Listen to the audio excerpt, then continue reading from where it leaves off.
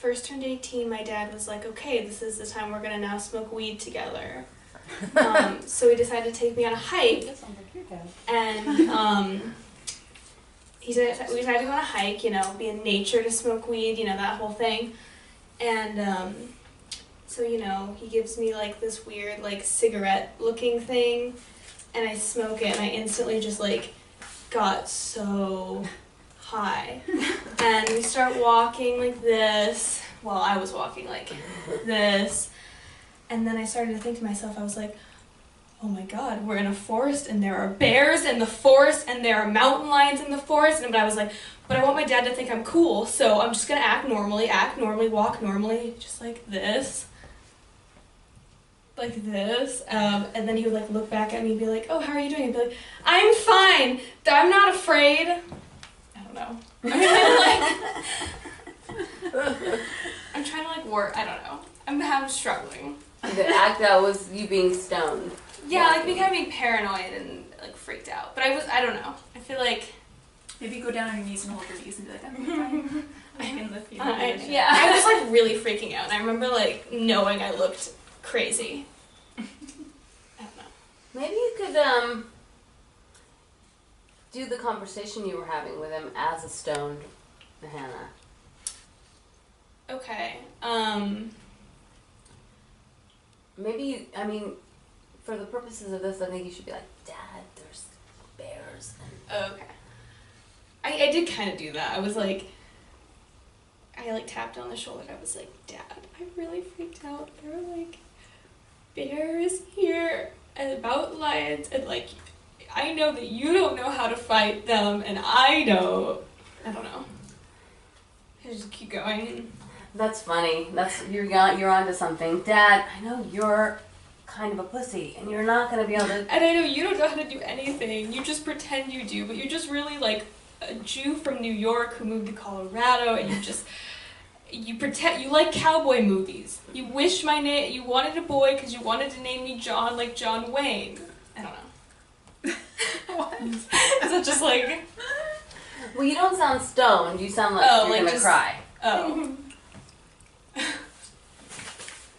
Dad, you just like don't... Like you just... That's kind of funny. It is? It's getting there, yeah. Okay. Dad, you just like don't get it. Could I... Hold on. I'm just gonna do it and just see how it goes. Dad, you just like don't get it. Like you can't like communicate with the bears if they like come at us. Like how... You don't speak like bear. Is that... Yeah. Is that... You were hiking where? Like in the Rocky Mountains. Like okay, you need to say that. Oh, okay. So we know that they're bears, because when I think of hike, I think Fryman Canyon. Yeah. That's what I was thinking too. Yeah. So should I just kind of... But then that could be funny too, if you're literally at like Runyon. Yeah. There are no bears. Okay. Then I realized we were at the park. Yeah. Yeah. Right. That's funny. Okay. So something like that. The bear won't take your joint. There's no way out of this. Bears kick. Bears don't Bears smoke. kick it high, I think. I haven't tried yet. Should we try? I like that you can't speak bear. You can't speak You bear. can't speak bear. I can't speak bear. You like But if you could, we should try, and then you should speak bear. And that'd be like really cool, because then you could then have like a TV show like The Bear Whisperer. I think I like it. I think you should work on it a little more, and you have to have the dialogue down. Okay, like just very verbatim. specific. Yeah. Should it be kind of like a long-winded sentence? Yeah. Okay. Dad. Yeah, and just some weird, trippy, out there stuff Okay. that you would say if you were completely high. Okay, I can try it. I'll write it while I'm high. So. Yeah. Whoa, what's that? What's that? what was that? Okay. That helps a lot. I was being very manic while I was like trying to practice what I was doing. I don't know. Nice job.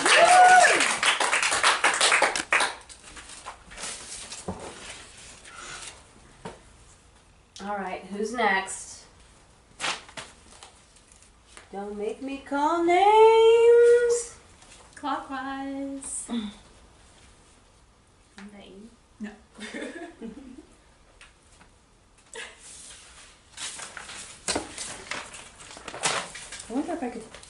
physicality into that cheerleading thing. College cheerleading.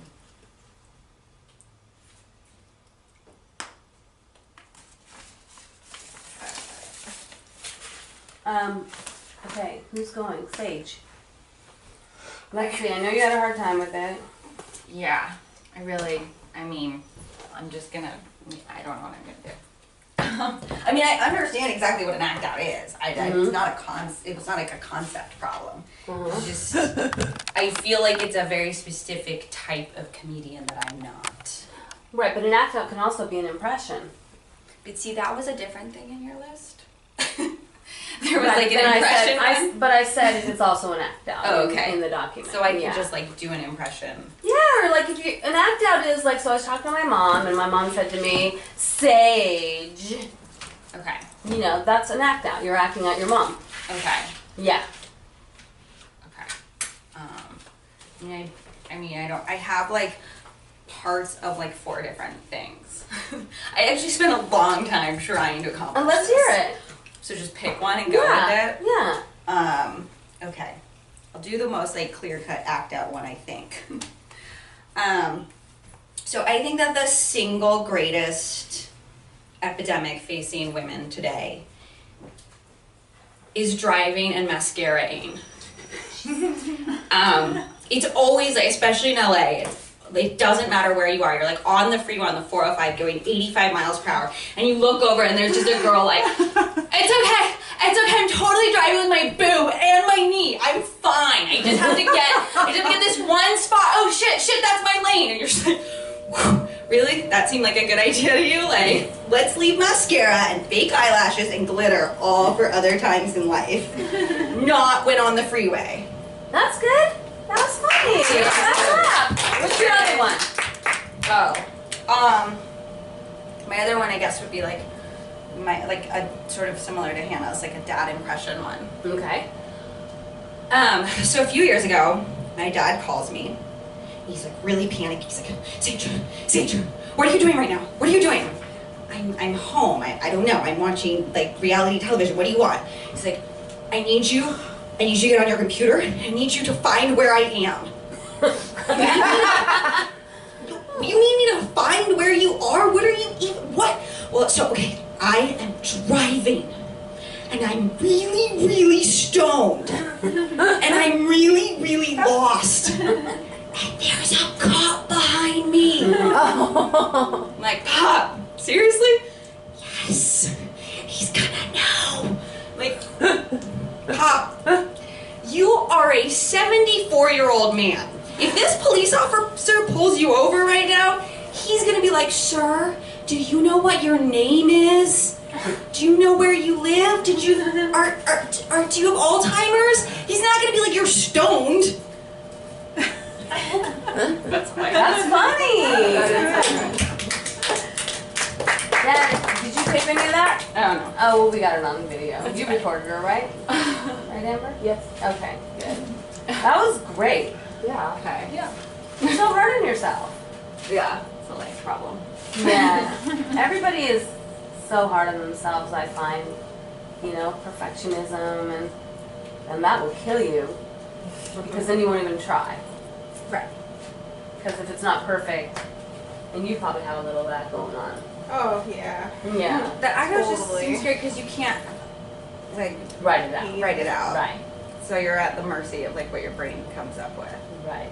And being an already extremely, like, fidgety, crazy person, I feel like act outs I can get to, like, crazy quickly. Yeah. Well, it's good. But that's okay. It's just, I can scoot in. Someone else is coming though. Who? Oh, but can I still scoot in or should I just sit back there? I can, Just like, sort of, like out do of the floor. Sit in the Just get back in the back. Where you go? You stay like Also, sit in the corner. I can do Can like I just sit in front of the guitar or is that okay? Sit in a circle. Yeah. Would be nice. Who's guitar? It's mine. Oh. I'll move it so you can lean back. Oh, thank you. All right. Who's next?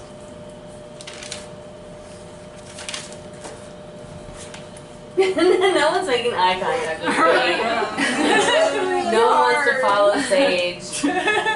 Amber, you can do an act out. You go. You know how to do this. All right. Just the pro. Welcome,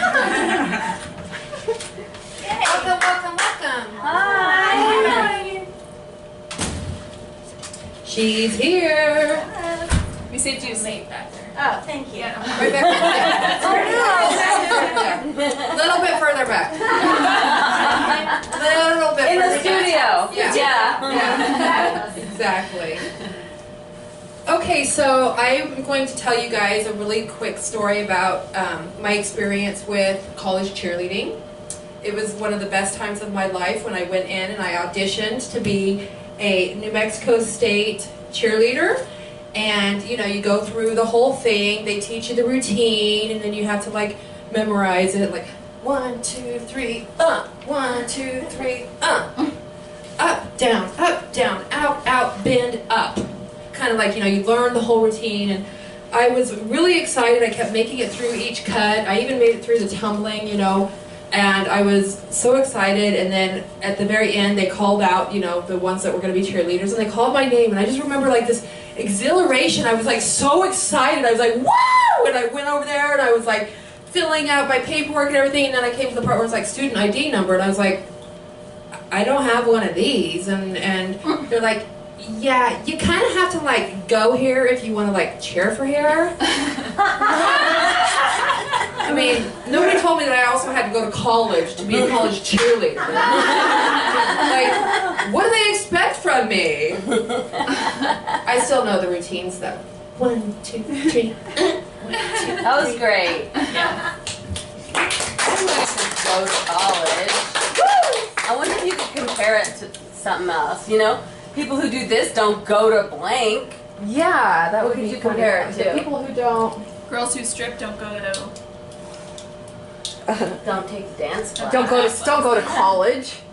Girls who strip don't have a master's degree in dance. They expect every cheerleader to have their GEDs. I only have STDs. Do you want to go? Yeah, sure. I surprised I was late. I didn't want to just like jump No, in. please We're good? do. Nobody else wants to act things want to go out. today. Okay. Are you recording? No, I'm not. It's okay. It always ends up being like a minute. Hi guys, I'm Tina. How's everybody tonight? Sorry I was late. I want to be honest, it was because of Del Taco. Again, did I tell you guys that last time? That Del Taco is sort of one of my issues. The Jim Carrey story. The gym. Yeah, no, that was Taco Bell. I hadn't discovered Oh, Del sorry. Taco at that point. I liked Del Taco a lot better now. So something I was thinking about this week is about diner etiquette. And as a server of 20 years almost, there's something that diners don't understand, and that is when you've got a full armload of plates and you have, you know, one here, one there, one in your hand, like that, and you're walking up to a table, if there's plates on your table, there's nowhere to put the plates that are in my hand. So unless I literally have some help from whoever's maybe sitting at the table, like the people that are eating, you go up to the table and you look at them and you go, hi, I got your pasta, and they kind of look up at you like, hi, oh, thank you so much. And they just sit there. And there's fucking plates on the table. And it's like, where do you expect me to put these? I'm literally buckling under the weight of 25 pounds of fucking pasta. Like, do you want me to lift my foot up and like move your water glass out of the way so I can put your fucking plate of pasta in front of you? Or would you like to help me out here? It doesn't always work. So, that's one of my jokes. Yeah, nice. Very good. The other joke is about how hot it was today. How hot was it? No, it was okay. It was so hot that my boyfriend and I struggled to have sex because there's no air conditioning. I mean, we needed to do it because we don't have that much time during the week to do it. And Monday and Tuesday are sex days. So by the time we were finished having sex, we were both so covered in sweat that we got up off the bed and we were standing in front of each other, just like looking at each other. And I was like, wow, babe, you're really sweaty. And we were both really sweaty. And we both just like blew on each other. Like to help each other out. 'Cause Nice. we love each other. That's cute. That's it. So it gives a whole nother meaning to I blew him. There you go. We blew each other. Yeah. And I don't have a dick. Nice. Good job.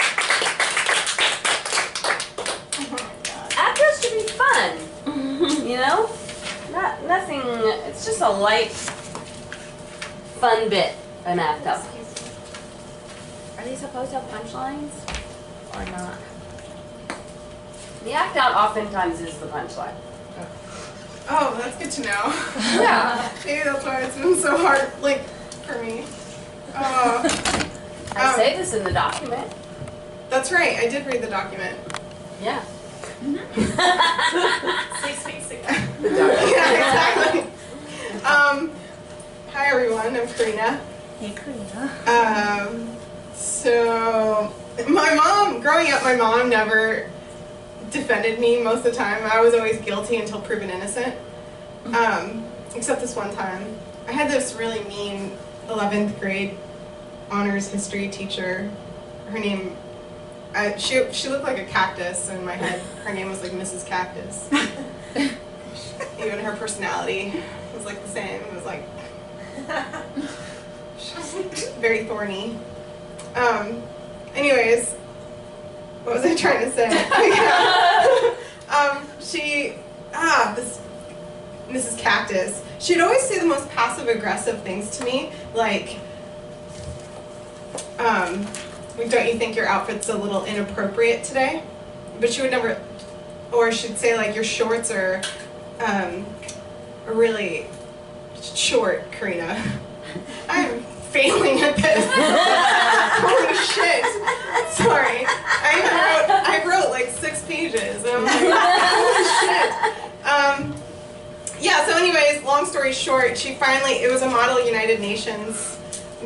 We had a Model United Nations with a couple of the high schools, and I ended up getting in trouble because I had spaghetti straps, which is so weird that in schools they're like, you have spaghetti straps on? Oh my god! Oh my god! Like, they send you home for that. And I told her to go fuck herself because I had worked really hard on my presentation, like really hard. I worked actually harder than I normally work because school was really easy for me. Anyways, so Mrs. Cactus obviously cut to principal's office, and Vicky's there, my mom. Oh, I should describe my mom. My mom's got like spiky blonde hair, bleached to high holy hell. Like, she looks like a parakeet with like orange cheeks and hot pink lipsticks and like 5-inch nails. You know? Really? She looks like a parakeet. Like a cockatiel. Actually, she looks like a cockatiel. If you guys know what a cockatiel is. It looks like with the blonde hair. Like bleached blonde hair. And tons of jewelry. And she was anyways. No, this is interesting. We want to hear about your mom. So glad I'm taking that class. And so yeah, so Vicky was also she's a personal shopper for Saks Fifth Avenue for like a long time. So I would also wear like designer clothes because, you know, my mom would get it really cheap. She'd get like $20 7 jeans or like Nanette Lepore shirts for like $10 because she'd get like super discounts. So that Mrs. Cactus, she would always be like, your clothes is really expensive for a high schooler, wouldn't you think? She would say those 90 comments. Anyway, so my mom and Vicky ended up getting into a cat fight in front of the principal, which was awesome. And my mom ended up saying, like, stop criticizing my daughter's clothes. But if you need help, I can help you with yours. Because you obviously need it. And Mrs. Cactus was like, well, I can see where your daughter gets her attitude from. And then Vicky was like, you know what? You go. No, my mom, she says, puta bitch. She loves calling people puta bitch, and that just means Bitch. puta bitch. Well, you whore bitch. Because puta means whore. And she loves calling people putas. That puta. That fucking puta bitch. You're not going to tell me what to do. God, no, you shut the fuck up. I'm going to talk to my lawyer. You're harassing my daughter. Karina, agarra tu cosa, nos vamos. Ahorita. That is so good. Yeah, it was awesome. That's what you have to get to. Your mom. That's You got to great. get to that as soon as you can. Get to the act out of your mom. Get to the act out of my mom. You can just say, I once got in trouble from this teacher at school. She looked like a cactus. Her name was Mrs. Cactus. And, you know, they sent me to the principal's office. You don't need to go into this, she said this about your outfit. You can just say she was always, you know, saying that don't wear spaghetti straps. That skirt is too short. This is super quick. Get to the principal's office as soon as you can and then describe your mom. And what about like the cockatiel part? That's funny. Okay. When you went like this with your hand, and I got like a real visual of like the things you're like, Mm-hmm. ooh. She really is. Yeah. And with her 5-inch nails, she'll just be like. Taylor, bring a chair over here. All right, thank you so much. Yeah, great job. Your act out of your mom is amazing. Are you kidding me? Really? Oh, People will love that. And why do you call her Vicky? Oh, because it just annoys her. It's funny. Because my mom, when she gets upset, she like literally looks like a bird, like with her hair. Her hair like fluffs up. Because she has her hair is only like 5 inches as well. So it like stands up. Because she's bleached. God, that's so My mom's got funny. black hair, but she's bleached it for the past 25 years. Can I go? Right on stage, actually. Is this cool? No. Either put it next to her or bring it over here and put it next to me. I don't know if it'll fit next I don't want to me. hurt anyone. So. Is this too close to this? No. Does she get mad that you call her Vicky instead of Mom? I mean, now she just is You, like, I yeah, got you it ready? now. Nice. She just like thinks it's funny now because I'll just be like, my mom's name is Vicky, my dad's name is Bob. I'm like, oh, Bob and Vicky. I just do it to be funny. They don't get mad. They think it's like. You know, a therapist once told me if you start calling your parents by their name, it helps you work through trauma. That's really. Oh, that totally makes sense because you're taking away the power labels. of the mom. Yeah, because now you're equals. Yeah. Like my name is so fucked up. I never call my But then what if they parents hit you? by it. Over it. Yeah, that's your equals. Do you like my pants? Guys, do you like my pants? They're from Lynette's store. Oh, really? Let's look at them. They are. Model them. Oh, how cute. From I like it. That's my mom. Oh my god, From Sweden. Very. Those are very commercial auditions. You can wear those. This is my mom. Yeah, you're right. I just need a audition to go on. You what? I just need a commercial audition to go on. Yeah. Don't we all? Let's room here, because I'm going to really act out. All right. Everybody stand back now. Okay. Hello, I'm Lynette, and I'm going to tell you a fun club story back in South Miami Beach in the party days. My mom and Oh, it was really good old days. So anyway, yes, some alcohol and drugs were involved in this night. The wrong kind of drugs. So we're dancing, we're in this club, I'm with a couple of my friends, and we're having a grand old time. One of those nights where the night goes by so fast and all of a sudden you're dancing all night and it's just a great night. Just fun, you're laughing, like nothing's going wrong. It's just a great night. And then the lights come on. And that's always like it's like a jarring moment when, it's like the clubs are open late at night, it's 5 a.m, the lights come on, and, sometimes you think you're dancing with a really hot guy all night long, and the lights come on, you're like, but this is a different kind of thing. The lights came on, and I looked down at my girlfriend Heather, and she's on the floor. And I'm Heather, what's wrong? She's like, I can't move. And, everybody's looking at her, she's on the floor, but it was, the way she was on the floor, she wasn't just like sprawled out it was kind of funny the way that she was on the floor. It was like this. It was almost like a strange yoga move. They were like, I can't move. So bright lights are on. She's in a cute little white mini skirt and a little like blouse that's like unbuttoned but knotted right here, like super sexy. Her stomach's all out, and like her hair's kind of in her face, and she's in this really, like at this point, like the mini skirt's all dirty, and it's just tragic. And so I'm trying to figure out like what happened to her, what's going on. So I go to my friends. I'm like, what happened? What did you give her? He's like, I gave her some Special K. So I don't know if any of you know what Special K is, but it is an animal tranquilizer. Oh my god!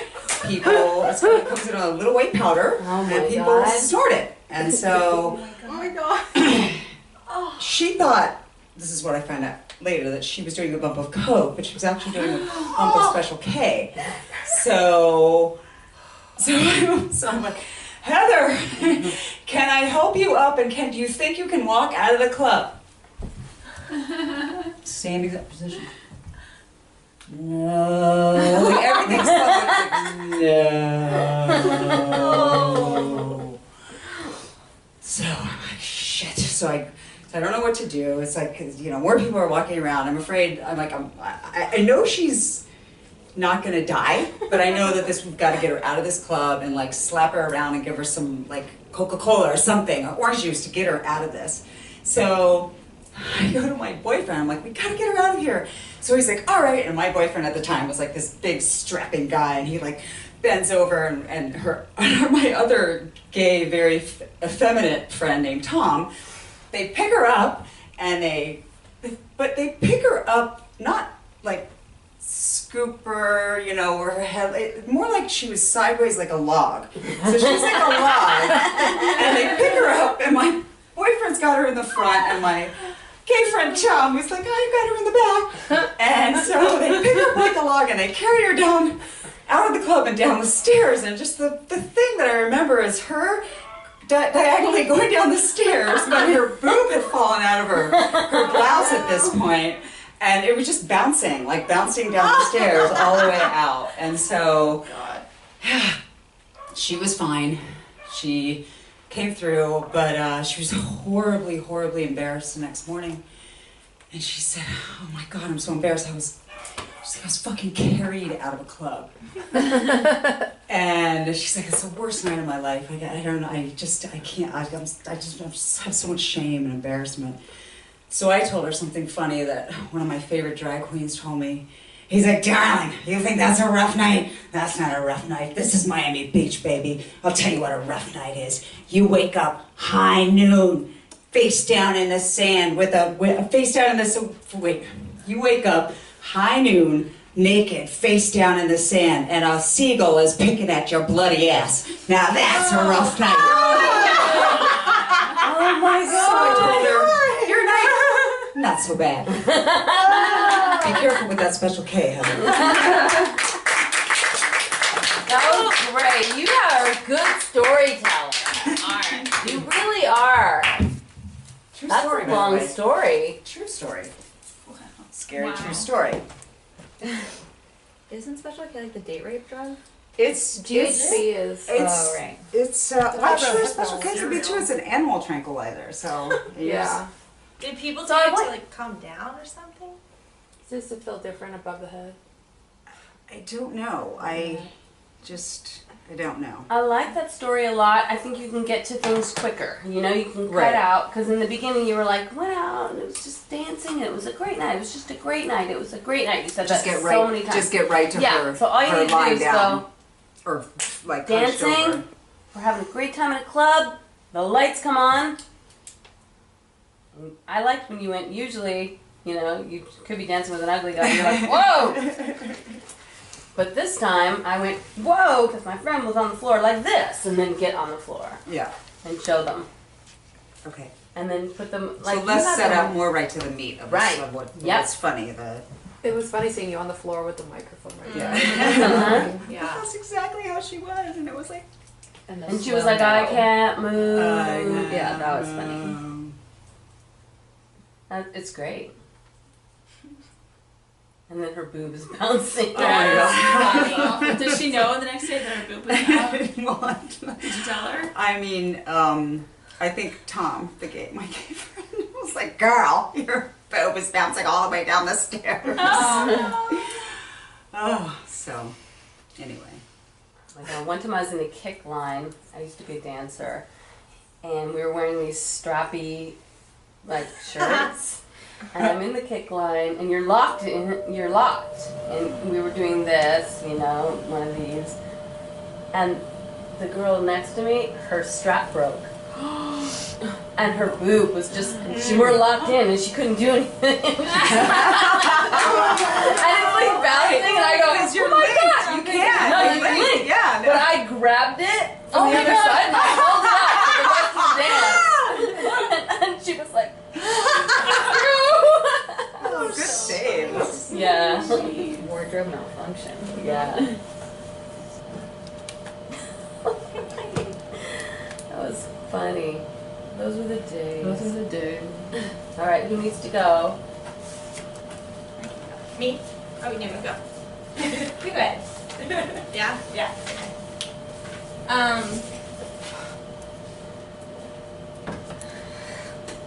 I'm attached to this chair. Okay. I'm glad I moved over here because I felt like I was like auditing the class over there.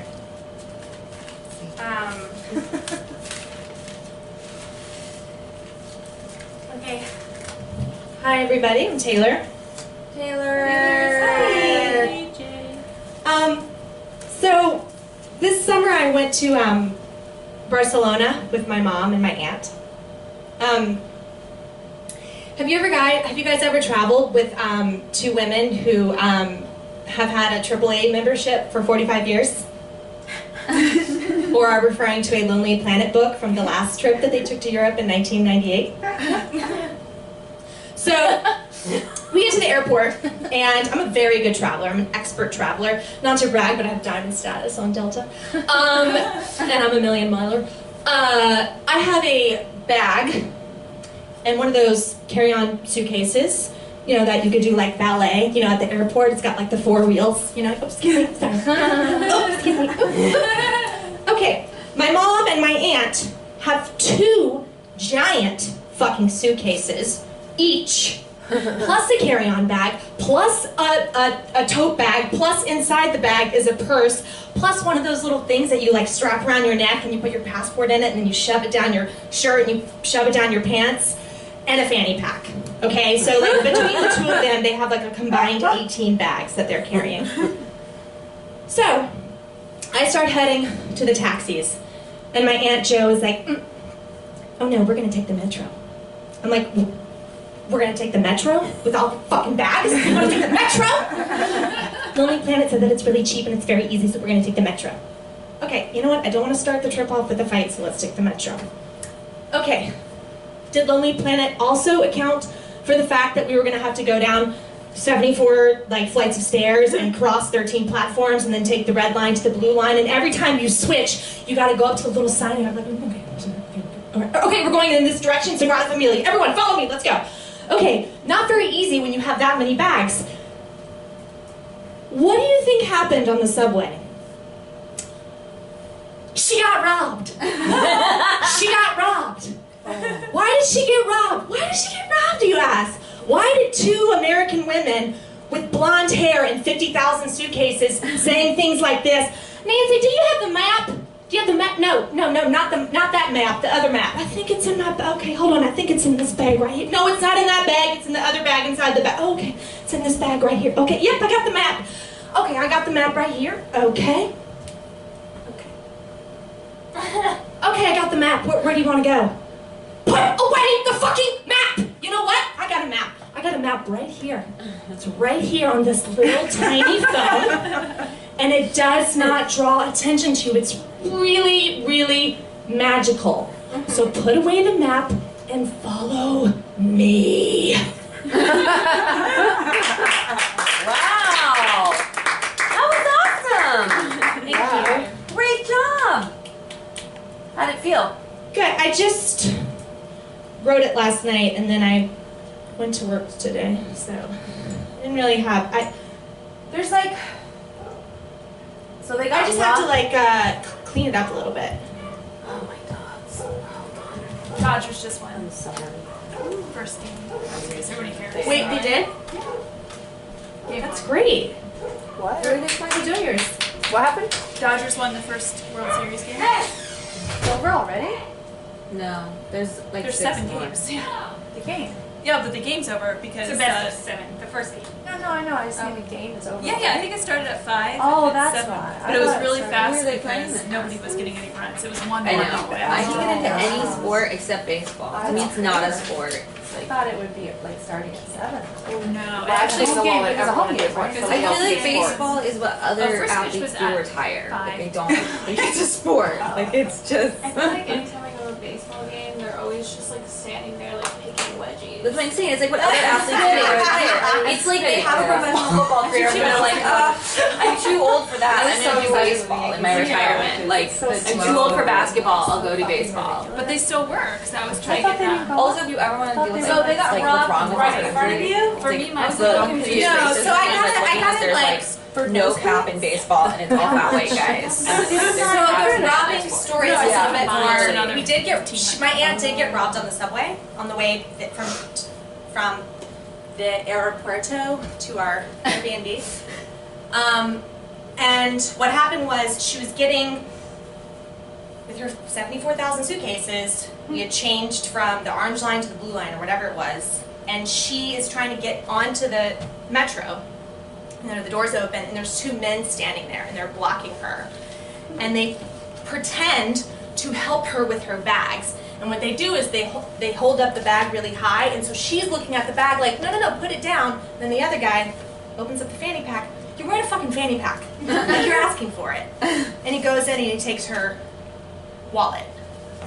Wow. But he missed right next to it was one of those, you know when you go to the bank and you get cash and they give you like one of those white envelopes? Oh my goodness, it was a big wad of cash. Yeah, because they're the kind of people that they had like international driver's license. They went to they got like traveler's check. They do like all the things that you did like in the 90s when you traveled that you don't need to do now.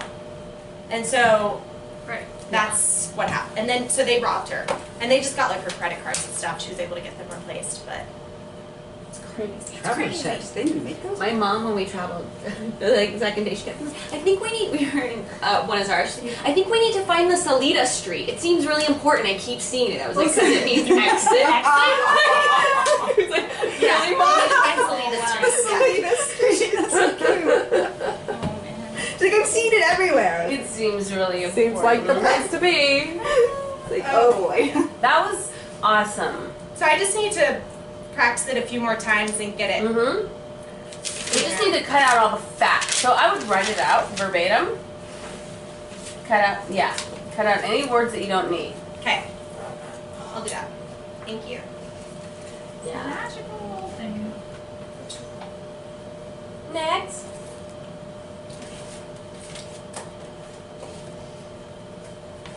You guys have matching bras.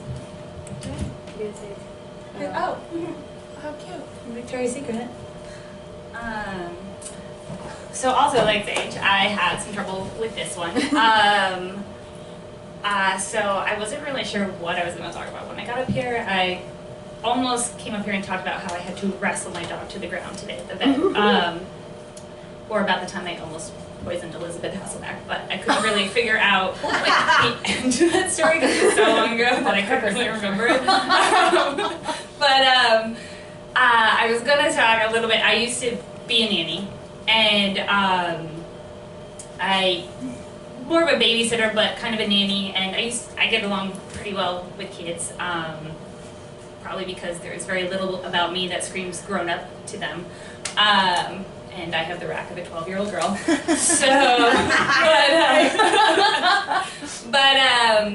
so I have, there was these two little girls, they're older now, they're teenagers, and they're like my little sisters, and I was really close, I'm just really close with them.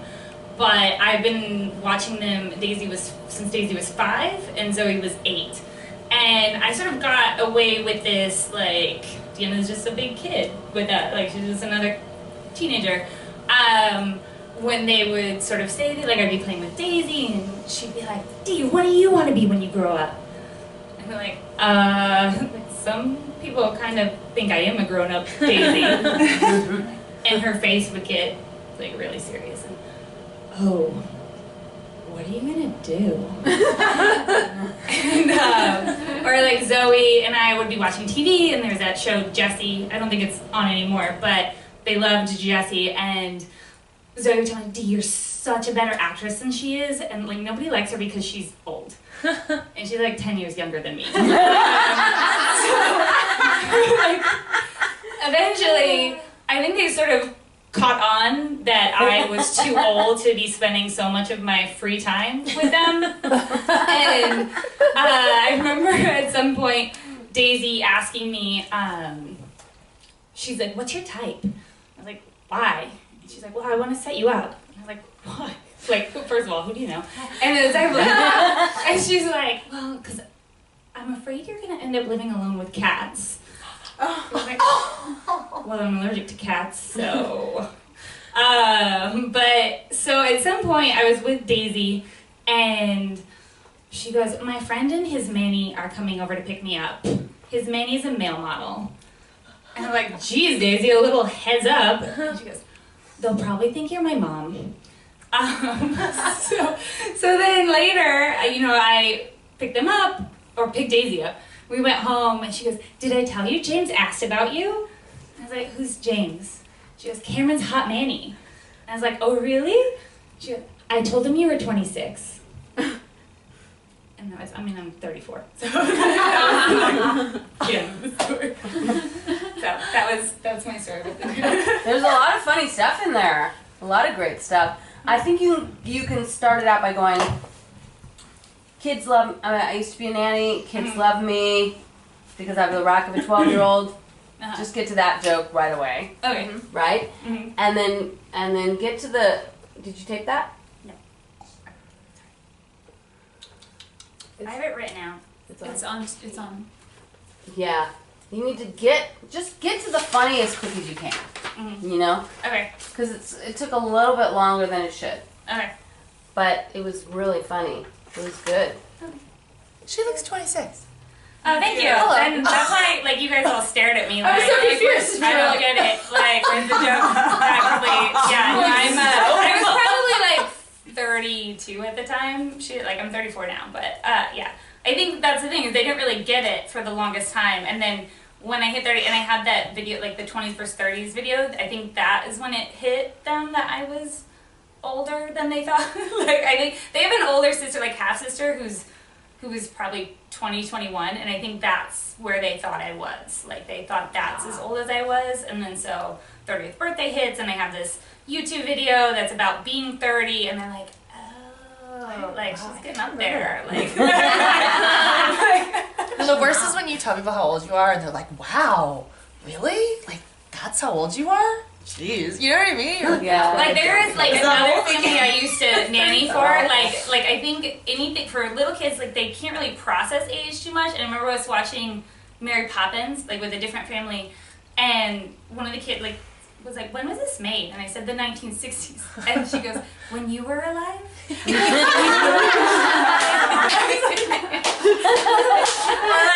The same family would be something like the olden days. I was like, when do you think the olden days were? She's like, I don't know, 1980s? Oh my goodness. There's not, they don't understand age and years. The olden days. The olden days, the 80s. Yeah, it's really funny about the Jessie joke. That's really good. Yeah, that was, she's 10 years younger than me. Yeah, she's like, nobody likes her. She's too old. And I Googled her and just 10 years younger.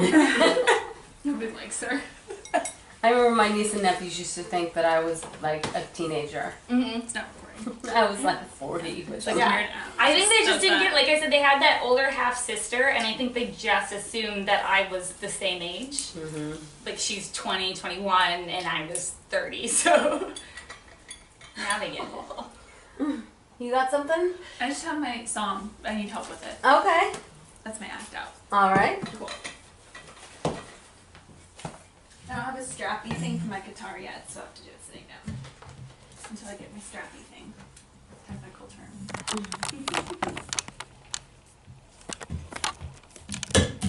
Okay.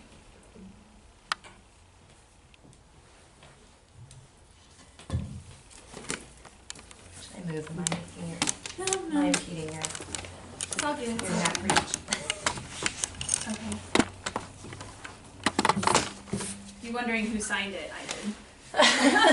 That's fine. Just in case I lose it. Okay,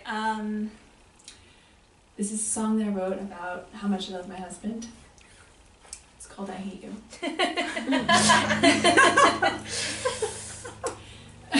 Don't make me laugh, I won't be able to do. Okay. When you wake up in the morning, I hate you. When you eat your stupid breakfast, I hate you. I know we've only been married for 1 year, but it feels like 20. I hate when you laugh at your stupid jokes. You think you're so funny. I forgot the lyrics already. You're always looking at the baseball score, but why don't you buy me flowers anymore?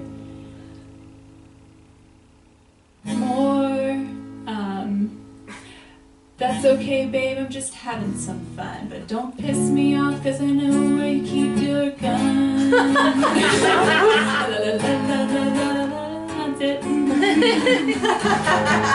So I need help with the lyrics. Okay.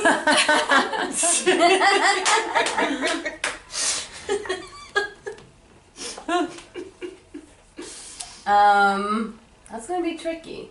It reminds me of Phoebe.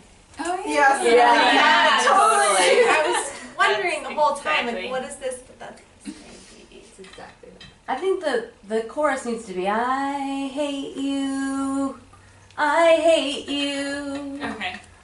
I hate you, I hate you, I hate you. Okay. And one more thing, I hate you. Okay. Because you're saying it's called I hate you. Yeah. Yeah. Yeah.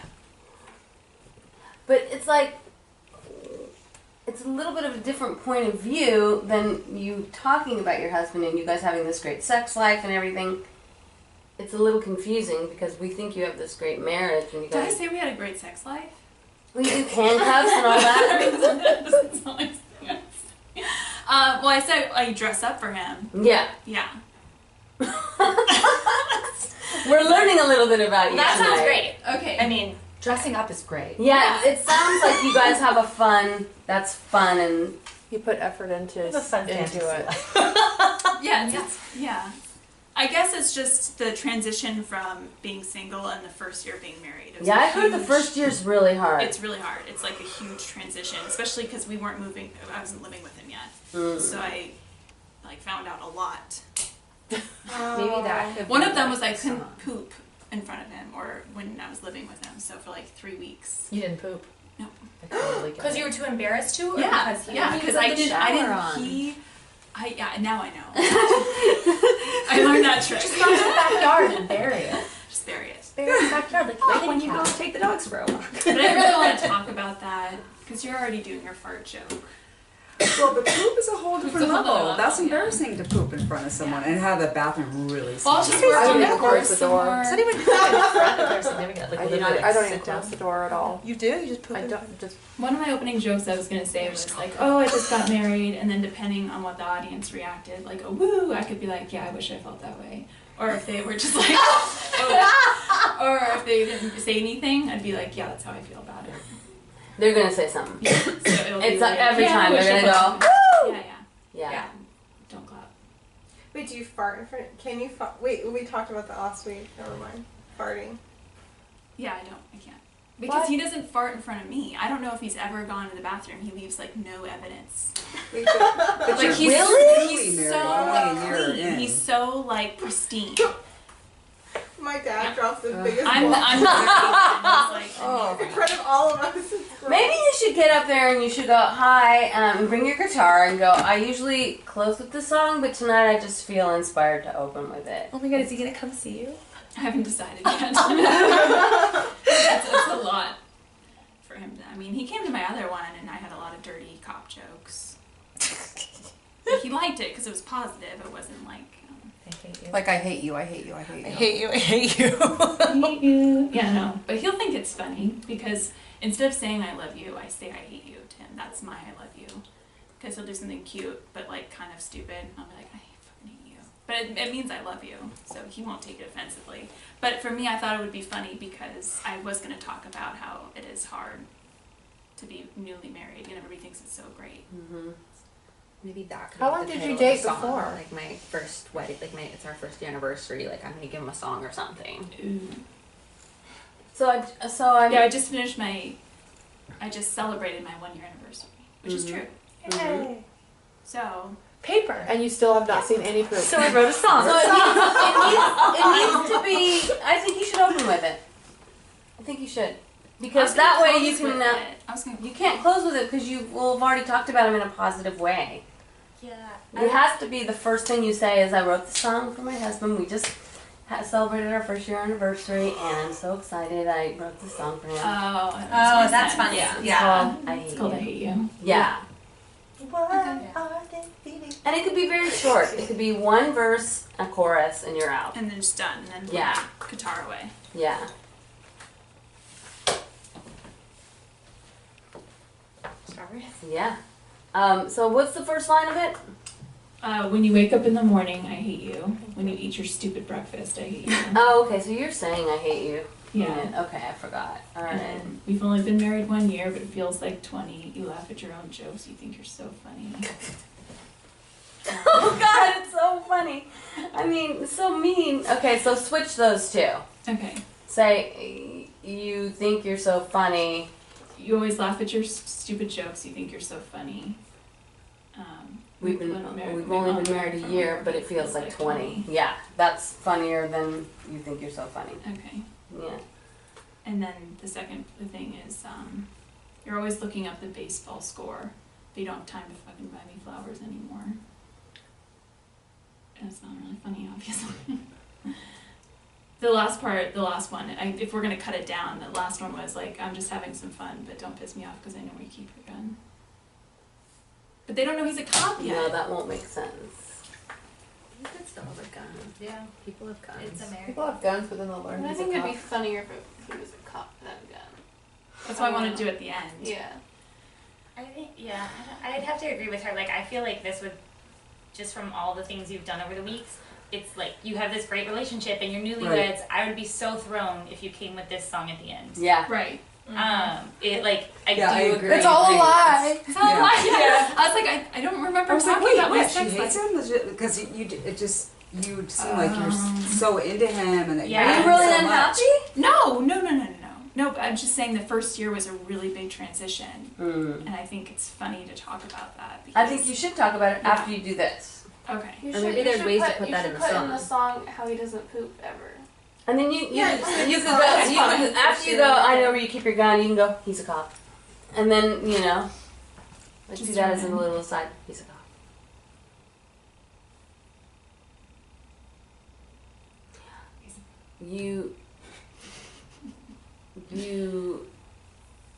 The second verse isn't as funny as the first. So maybe I could just say, but it feels like 20, and then I could end it with like, I hate you, I really, really hate you, and the last thing, I hate you. What if you just go, okay, wake up in the morning, okay, do it again. When you wake up in the morning, I hate you. When you eat your stupid breakfast, I hate you.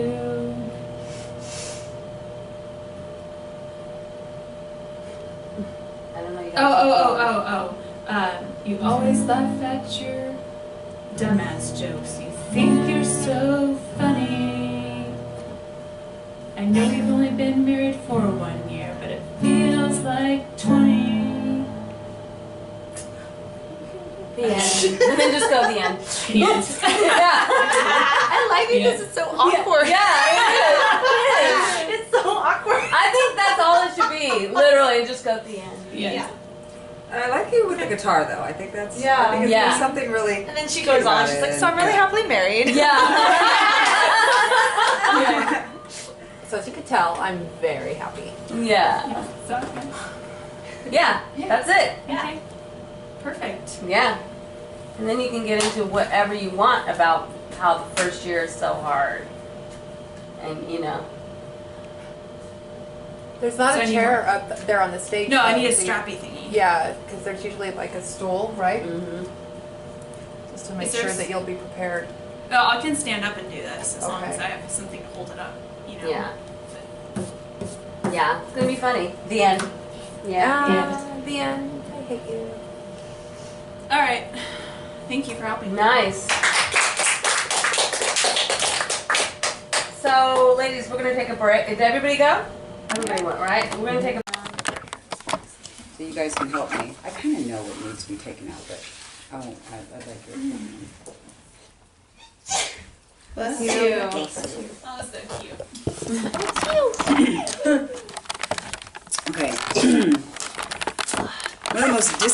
days of my life was my first Holy Communion.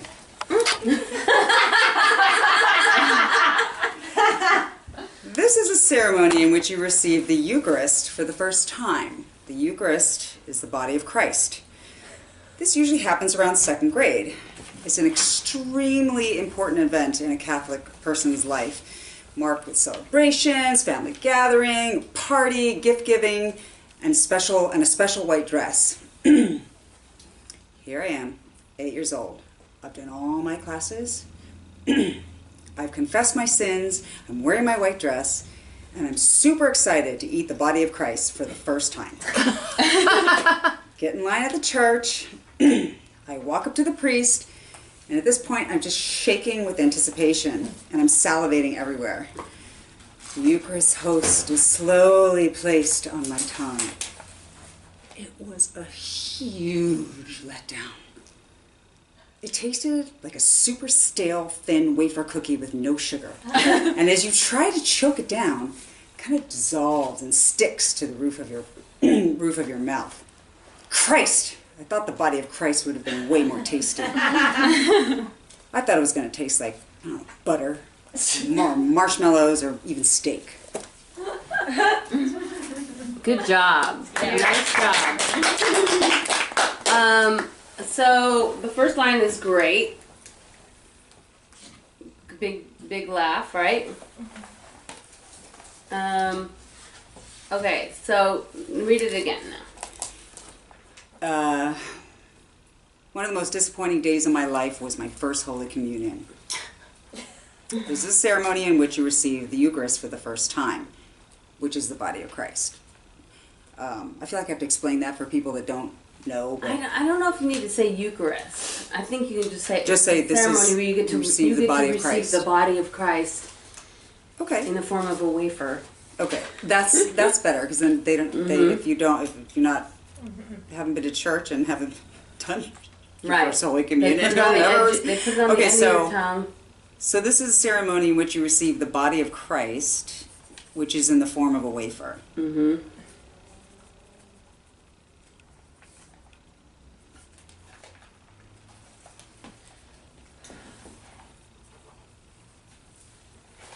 Okay, so this usually happens around second grade. It's an extremely important event in a Catholic person's life, marked with celebrations, family gatherings, a party, gift giving, and a special white dress. Okay, we don't need any of that. Okay, that's what I was going to say.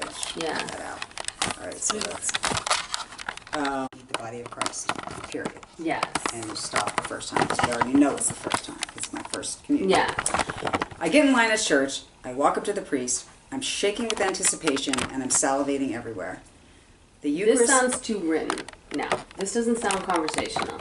Okay. So how can we make it more conversational? I get in line at church. I walk up to the priest. So I'm in line. Less details, I think. Yeah. Yeah. So okay, I'm in line, ready to receive. Yeah. I open my mouth. I get in line in church. So I'm standing in front of the priest. It's my turn, finally. Okay, so I get in line at church. I walk up to the priest. I'm ready to receive. And he puts this. Tasted nothing like Christ. Okay, I'm ready to receive. The wafer is placed. The wafer is placed. Okay. He put the wafer on my tongue, and you know what, guys? It tasted nothing like Christ. I'm ready to receive. He placed the wafer on my tongue. I said it was a huge letdown, so I'll just say no, because that's going to tip the joke. It tasted nothing like Christ. Yeah. And you know what, guys? It tasted nothing like Christ.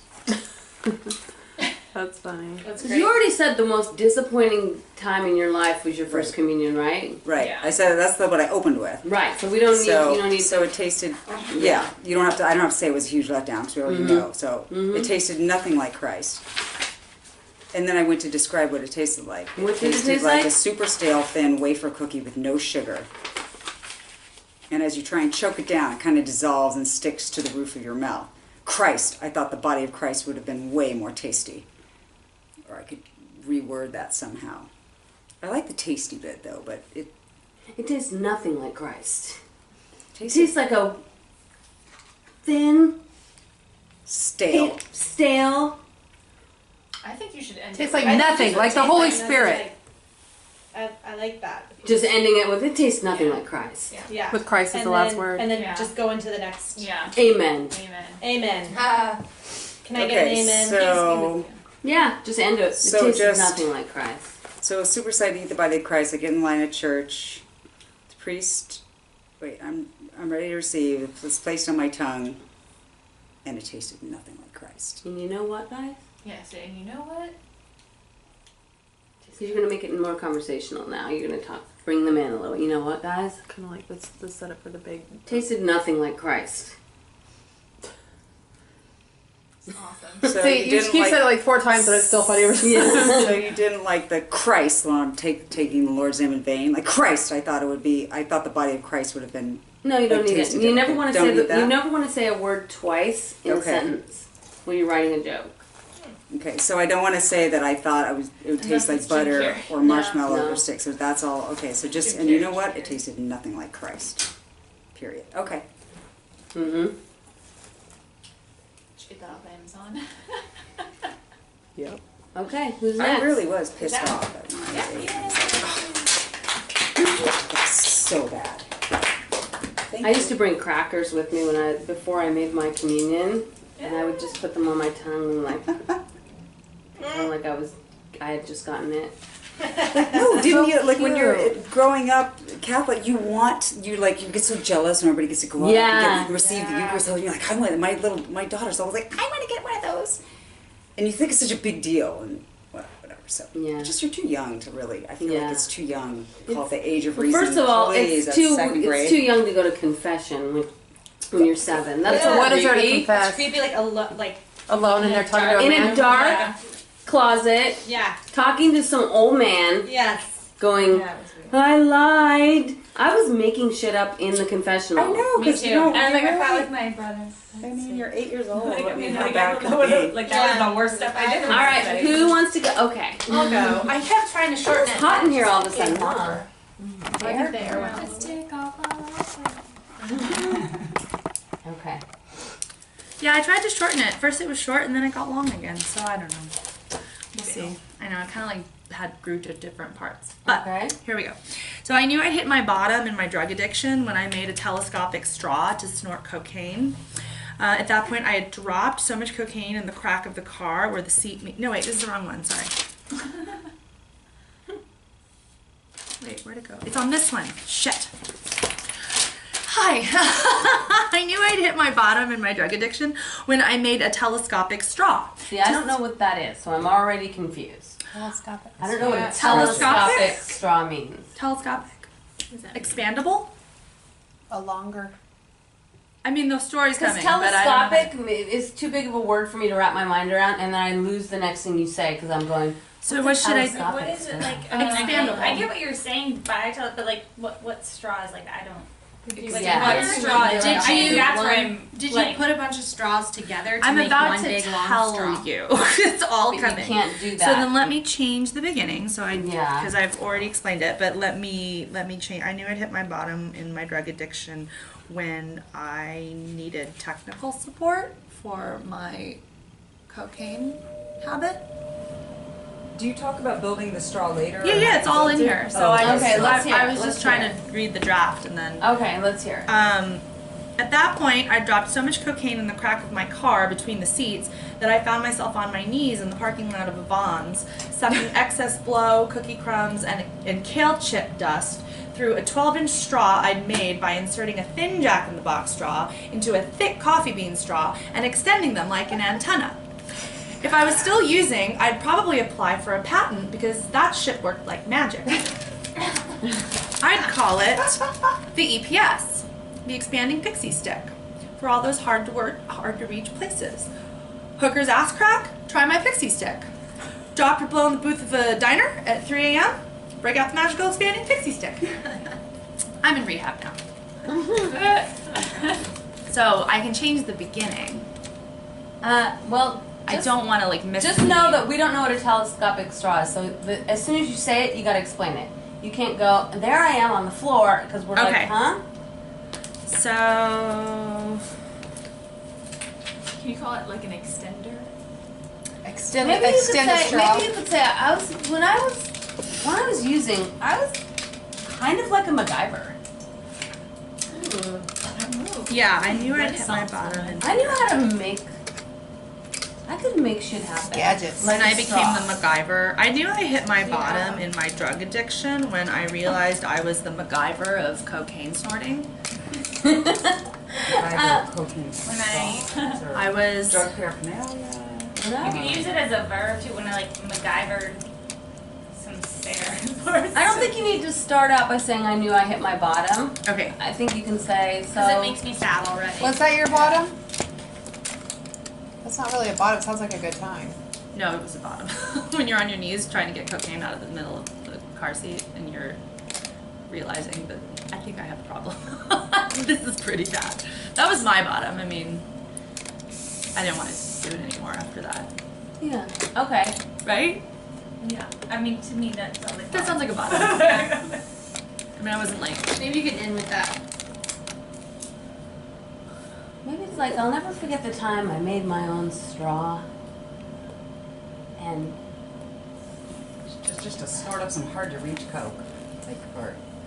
I think I knew it was time to stop doing drugs when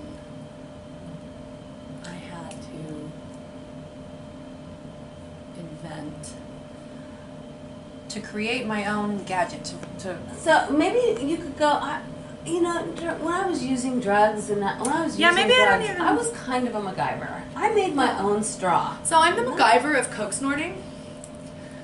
People won't know what that means, I don't think. Well, could she do a setup? Like, because in high school, I remember we got so creative to smoke pot. Like, we Yeah. smoke out of potatoes, apples, soda cans, you name it. We'd just be like, what the fuck can we use? To get people, Yeah, get even so if something creative. like the thing I don't get about the MacGyver of coke snorting is like It's not it's really not so much that out you're of the the MacGyver ordinary. of coke snorting. It's like Yeah. you were able to come up with this invention to coke snort, snort Yeah. coke. So it's almost like if you could set it up more as a The gadget itself. I'm the messiest drug addict you'll ever meet. Closer. Better. Or I'm very resourceful. I'm an extremely resourceful drug addict. Or Yeah. Yeah. Something like that. Yeah, because I don't even talk about my bottom. I can just say. Yeah, I'm DIY. Yeah. crafty, I'm a very. I'm a very resourceful drug addict. And then I realized it was the same straw that I blew cocaine at my boyfriend's ass with. I once made a straw from another straw. Is that a I thing? once Do people dropped do that? cocaine. And then Blow the cocaine next up thing the is, ass? Yeah. Cocaine. the next thing is I once dropped cocaine on the side of my car, right? Yeah. How'd you give me that line? It's at that point I dropped so much cocaine in the crack of my car. No, you don't need to say at that point. So I dropped. so one time I dropped. I'm a very resourceful drug addict.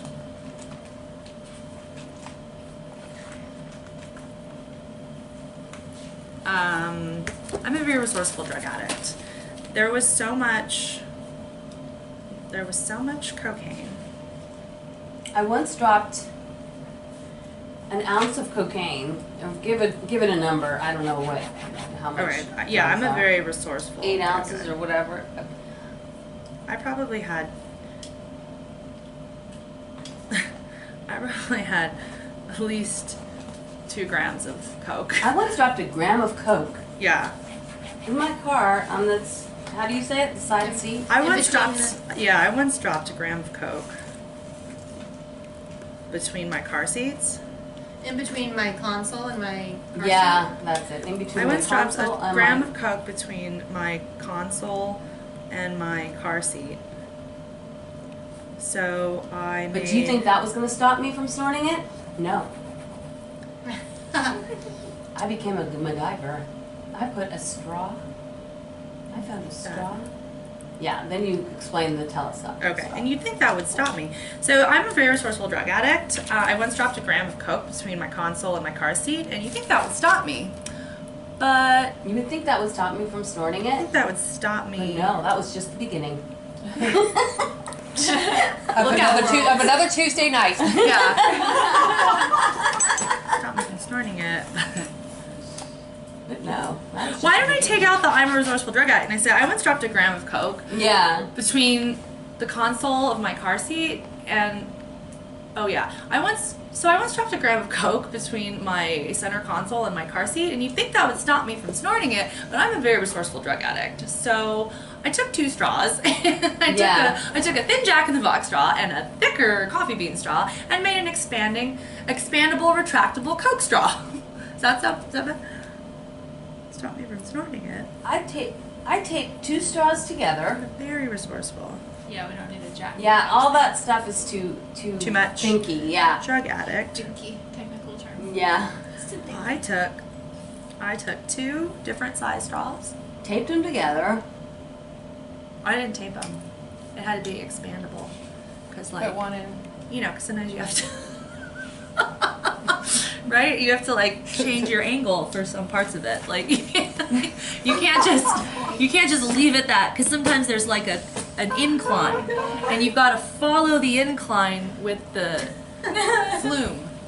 Okay. The flume? You were probably like, this The is flume. the best invention ever. I was down there for, like, a good 35 minutes. I mean, there was a lot. Oh my god. Oh my god. When you drop your Coke, you don't stop. Like, that was Why my did you Coke. drop your coke? Because I used to blow lines while I drove, and every now and then I'd drop the Coke because I was. You didn't use your fingernails. You were doing it with a straw. Yeah, because I just Yeah, didn't. her friends just put on their mascara. Yeah, just- that's JV shit. Try putting on mascara and doing a line. Yeah. Oh my And god, I got texting. into a car accident. So And texting. in my car on the freeway. So yeah, on it a was rainy like day, and I never did it anyway, again. but I'll figure it out. Yeah. It just needs to be So brief. stupid. Yeah. Yeah. I was like, no. But that's a very good way to start. I once dropped a gram of Coke between the car, gram of Coke. my car seat and the console. Yeah, say in between my car seat and the console. Put the console second. In between my car seat and my console. Because console's the funnier word. Mm-hmm. Yeah. And my console. And you think that would stop me? I would say, do you think that stopped me from snorting it? Nope. Right. Got it. Nope, I'm a very resourceful drug addict.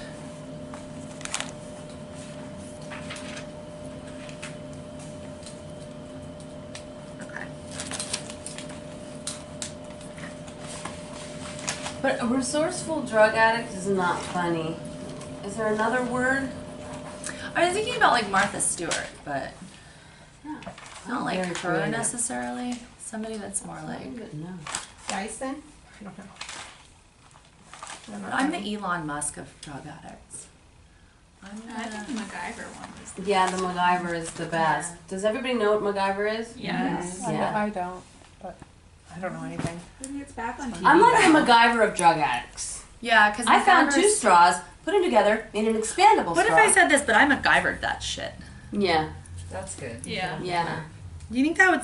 Do you think that would stop me? Nope, I MacGyvered that shit. I Yeah. found 2 different straws. I found 2 different straws. Put them together. Put them together. Made it retractable. Got down on my knees in the parking lot of the Vons. But I like when you Can I got say the specific and you Vons said I and got that's 1 straw from Jack in the Box and 1 straw from, what was the other one? Coffee bean. But Coffee then I wasn't bean. supposed to say all that because that was too heady. Is But that it's too much? funny to picture 2 different size straws. I got 1 big straw from Coffee Bean and then then another yeah. smaller Did you straw. get them or are they already in your car? I was thinking the same thing. That's what I'm wondering. That's funny to me. They Where were probably already in my car. Because it wasn't really a Jack in the Box straw. It was a straw from my work because I would have tons of straws on me all the time because I would take them home with my pens. And so I already had thin straws, and then I had coffee bean straws, which the big ones that you drink the ice blendeds out of. And so I remember being like, oh fuck, I have a fat coffee bean straw, and I have a regular straw, and I can fucking. Because I needed the traction, you know what I mean? Like I needed the Coke to go Like all a the way. mechanical engineer. I had really short ones too. for, Yeah. like when I needed to So- get close. So it needs to be mined a little bit more Okay. and edited. But Okay. how does it end? Oh, well, I just kind of went off to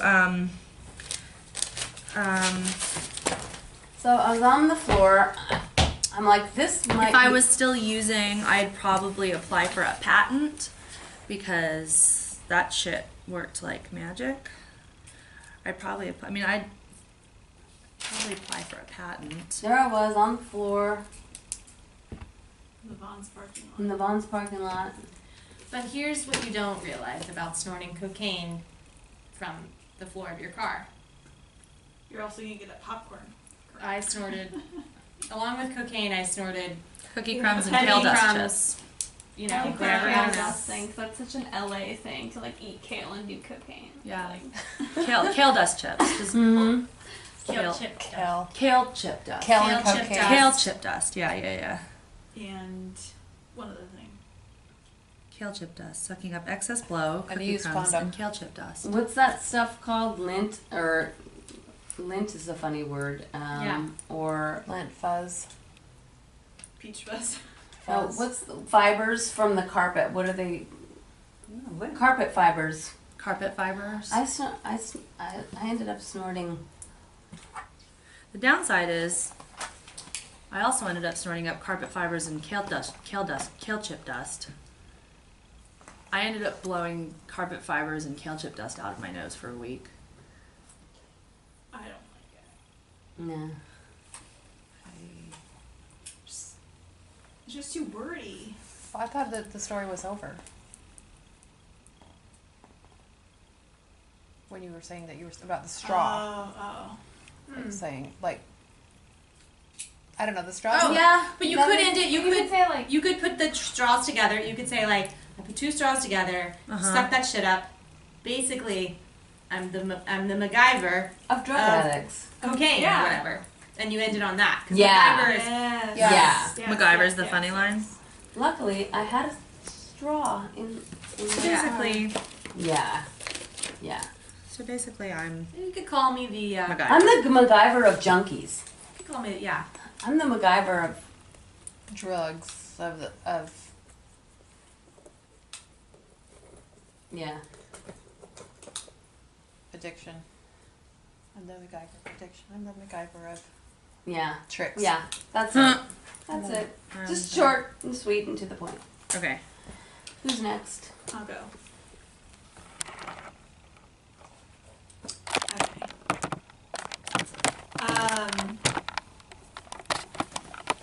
I was really excited to go to my first open mic night until I realized I was invited to an autopsy.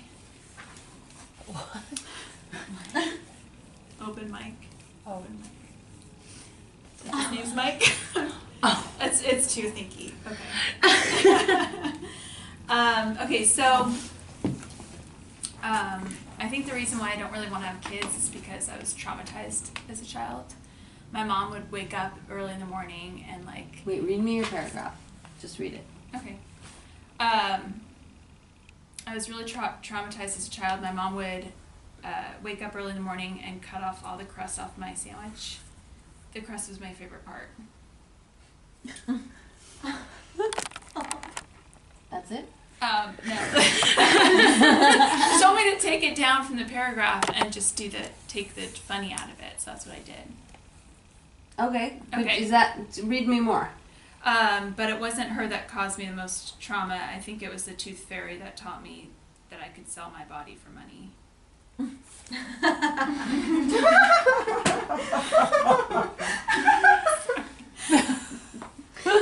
You have more? Yeah, I asked my dad one day if I was adopted, and he said, "No, sweetheart. Why would we choose you?"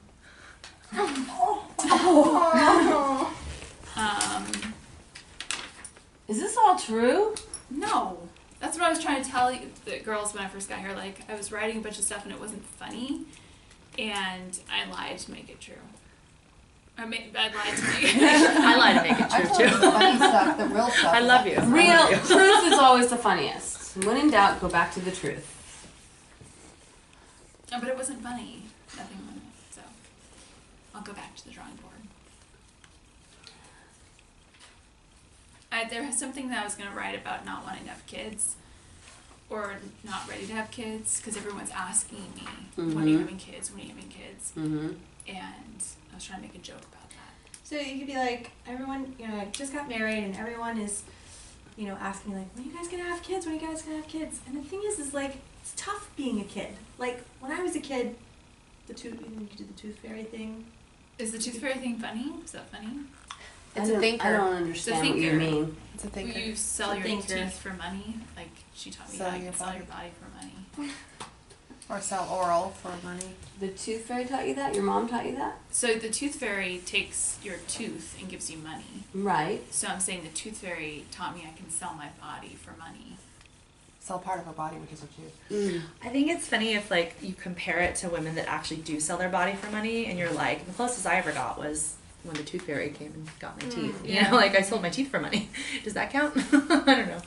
Because it's the juxtaposition between like hookers and kids that. Or think of some funny things that your parents really did say to you. Well, there is the thing where like my dad's a professor and my mom's a doctor and I became an actress. They were thrilled. That's funny. See, that's funny. Yeah. Write that down. Okay. What if you're like people are constantly asking me, do you want kids? Do you want kids? Yeah, when are you gonna have kids? Do you want kids? And I'm like, I don't even want my husband. That's so mean. But it goes perfect with my song. Yeah, it does. Okay. Kids, I don't even want my husband. Yeah. No. Where's the receipt? I can't even poop in front of my husband. How am I going to give birth? Yeah, they don't know that yet. You do poop when you have kids. I know. What? Yes. Because you're like pushing. Because you're pushing. I never pooped when I had a kid. But some women do. That's awesome. Congratulations. I'm very proud. Did you poop before you had the kid though? Like were you maybe just empty? didn't tell you. Maybe, yeah. You might have already pooped.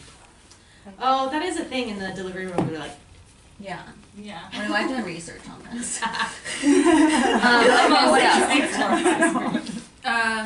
That's all I had. I think the other week when I was trying to make a joke about having kids, I was trying to give so many people have asked me why we don't have kids that I just have to make up random excuses of like why we can't have kids, but none of them were funny. So I needed help. Like What were they? That like my husband doesn't want to share his Star Wars toys. You guys didn't laugh when I said it last time. I laughed. I think I laughed. And I was trying to make a joke with threes out of that, like he doesn't want to share the TV or his food or the titties. The titties. It's not. But it'd be funny if you were like, okay, you don't want to have kids. So that's a good joke. That like I don't even want my husband. Yeah. So give me relax. And then what did you guys just say? Oh, if people ask you when are you gonna have kids, Yes. to me that's an offensive question. Like I would be offended. It's like not your business, Right. you know? So maybe you could be like, I always try and make them feel a little bit uncomfortable with my answers, because that's fun. Yes. Like now what you say back, like, oh, I can't. Oh, I can't. But see, Yeah. I think that would be like a very sensitive issue because I know a lot of women can't have kids, and it's not.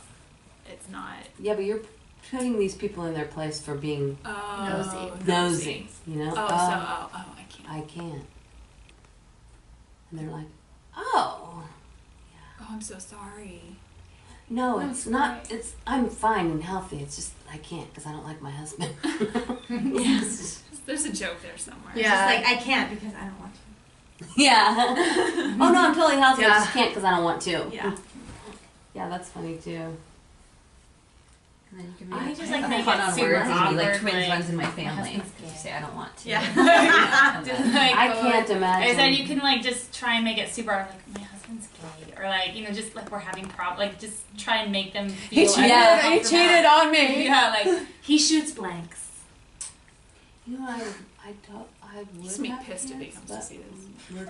My husband is questioning his sexuality. You know how it goes. I used to be a man. Your husband would die. You would die. But I like this. I do. At least we got the What one is joke. the truth of the matter? You're not ready yet. To be completely honest, like, I feel like he's not ready yet. Mm. Like, he's talking to me about how he wants to spend all this money fixing up a motorcycle and buying this and buying that. Like, I feel like if a guy was really ready to have kids, he'd be like, oh, let's put this money away for when, like, when we, like, have to buy a crib, or when you get pregnant and you can't work anymore, and, like, like that. If he said that to me, then it'd be like, okay, we're ready to take the next step. But he hasn't. So I don't want to, like, get knocked up and then have that conversation. But you do want them. Eventually, yeah. And I feel like You can just like say, but I don't care what he wants. that's true. But I want him to want it. You know, I want him to be the one to initiate the like, I'm ready to have a baby. But they always ask the women first. They're like, why aren't when you having kids? They don't ask. Do you really, really want kids? Yes, I do. Just with him, really, really wanting kids. Like, do you know what I mean? Have you guys ever talked about, like, does he really want them Yeah, eventually? well, before we got married, we talked about him. He's like, yeah, I definitely want kids. But it's like, What if you didn't have that conversation and he was like, oh no, I don't want them? no, he does. I just feel like emotionally, I don't feel like he's putting in any effort to, like, Just really... give him pictures of car seats that fit on motorcycles. Just be like, I've been doing some That's research. illegal. Shit. It's illegal. Oh, okay, well, let's just skip the motorcycle part, babe. We'll just get the car seat. I think that's too close to home to talk about it, like, in a real way. To be Okay. like, just to be like, oh, Yeah. especially because I haven't even talked to him about it yet. I'm like, you haven't come to me and told me how you feel. It's too heavy. It's too heavy. But I do, like, even my neighbors ask me, so. Well, you should have your neighbors ask him. Yeah, but, like, That should just be your they response. don't ask the men that. My husband doesn't want to have kids with me. He's like, I don't want to have to take care of another one of you. You're hard enough. Are people that ask about kids do they just want, like, misery loves company? Like, do they have kids and they want that's what my best friend. My best friend has 2 kids and she's always waiting for me to have a kid. I'm like, why? So I can be as tired as you are? Yeah, maybe. Pretty much. That's kind of funny. Why? So I can be as miserable as you are? Yeah. That's so I can be tired of hearing about my fun, so I can kidless ruin- life. Yeah. Well, my older sister has 2 kids and one is on the way. And so I can see my older sister's always asking me, when are you going to have kids? I'm like, why? So I could be as miserable as you. She's tired of looking worse than you in the Christmas photos. Oh, yes. People are like, this is the hardest thing I've ever done. Let's do it again. Yeah. Let's have 2 more. Yeah. I'm literally going to Arizona this weekend because she needs help with the kids. She's like, can you help me? My husband's gone. So. That's a long way to go to babysit. No. I'm a good sister. I want kids, but that's just because I'm sad and I was just young enough. I was young enough. I was naive enough to have what? I think it's gonna be like 120 degrees in Arizona. Yeah. No, it's actually cooler in Arizona right now than it is here because it's October. Because it's the end of October. I got the one thing about my dad and my mom, and they're thrilled. Yeah. You guys liked that one. Yes. That's a good opening joke Yeah. for you. Okay. Well, you've got the song. The song. But now you have to, if you open with the song, you have to talk about your marriage. But in a good way or a bad way to make the song make sense. I think you should tell the truth. Like, first year of marriage fucking sucks. It's hard. And, like, let people know. He wants a motorcycle. I want a baby. Yeah. We have 5 motorcycles. What? There's 5. And I don't even have one baby. I have one baby. 5 motorcycles. 0 babies. Yep. That's good. 5 motorcycles, 0 babies. He wants a motorcycle. I want a baby. You know, we have. Do I say we have 5? We have 5 motorcycles. 5 motorcycles and 0 babies. That's funny. He has 5 motorcycles. I have 0 babies. Yep. That's funny if you go, okay, what's the first year of marriage is very hard. It sucks. He wants a motorcycle. I want a baby. We have 5 motorcycles. 0 babies. Can a motorcycle? No, because you've already said that. So is there any way to just go, first year of marriage is really hard? I mean, we just want different things. Yeah. My husband has 5 motorcycles. I have 0 babies. Yes. Okay. Okay. Because now we know it's a bunch of information. We want different things. Yeah. That's good. He has 5 motorcycles. I have 0 babies. Yeah. Okay. But then I can't tell the joke about why everyone's asking me when we're gonna have kids, and I'm trying to think of. Well, I like. What's the joke? Why it all blends in together. And then people are Opens up like, the do you conversation. want kids? I'm like, I don't even want my husband. Yes, I do. Yeah. Oh, because you're saying you want kids. Yeah. Not babies. Yeah. You Right, can still see, tell a those two joke mix. about like how people make you uncomfortable when they ask though, because you're just not there yet. Like, Yeah, like you. You want me to be as miserable as you, but the fact that I'm asking for babies. yeah, maybe that one isn't the one to hit, but you could still say, but it's hard because like people keep asking and it's getting uncomfortable. Yeah, it's getting. And I think there's something interesting about how they don't ask the man. They don't. They only ask you, and that's stressful. Yeah, it's so unfair. I think it's because it's socially okay to ask a woman, but 'Cause it's you're the one weird carrying because you're it. the one carrying it. But it's weird to ask. Oh, Well, it's like a weird sort of it's a weird question point to ask. system, like. Yeah. And do you have children yet? Like that's. I would like some never sort ask of, like, somebody that question. Yeah. When you gonna feel have like kids? it's- That's like so personal. But they Yeah, don't give you any I like do. downtime. It's sort of like, when are you guys getting married? When are you guys getting married? When are you having a kid? Like the second. And they don't even really Actually, care or want to know. when They're just when making you're having a kid. conversation. Yes. And the people that When you ask have me minutes- the most are the people that I'm not close to. But don't you think it's like Like two my different sisters don't worlds, ask me, though? my parents don't ask me. It's like It's like there's like the my real world coworkers, where my- people have kids and have marriages, and then there's like the LA world where it's like, oh, do you have an agent yet? Oh, do you have a manager? Oh, have you co-starred yet? Like we have our own. Have you done a guest starring role? You know what I mean? Like, What do you do? yeah, like we have our own annoying. What am I But what do you really do? One of my Yeah, what do you students- really do? Have I seen you in anything? you make it Have up I as seen you you in live. anything? One of my students has a great joke. She goes, so I'm a writer and I write, and people are always like, oh, anything I might have seen, and I'm like, no, shut the fuck up. Isn't that a great joke? Yeah, shut the fuck up. No. Oh, that's funny. Okay. All right. Thank you. My Yes. turn's over. Your turn. What you got? Okay. I have just started writing a story too about drugs. But it's not funny yet. I once tried cooking toilet water.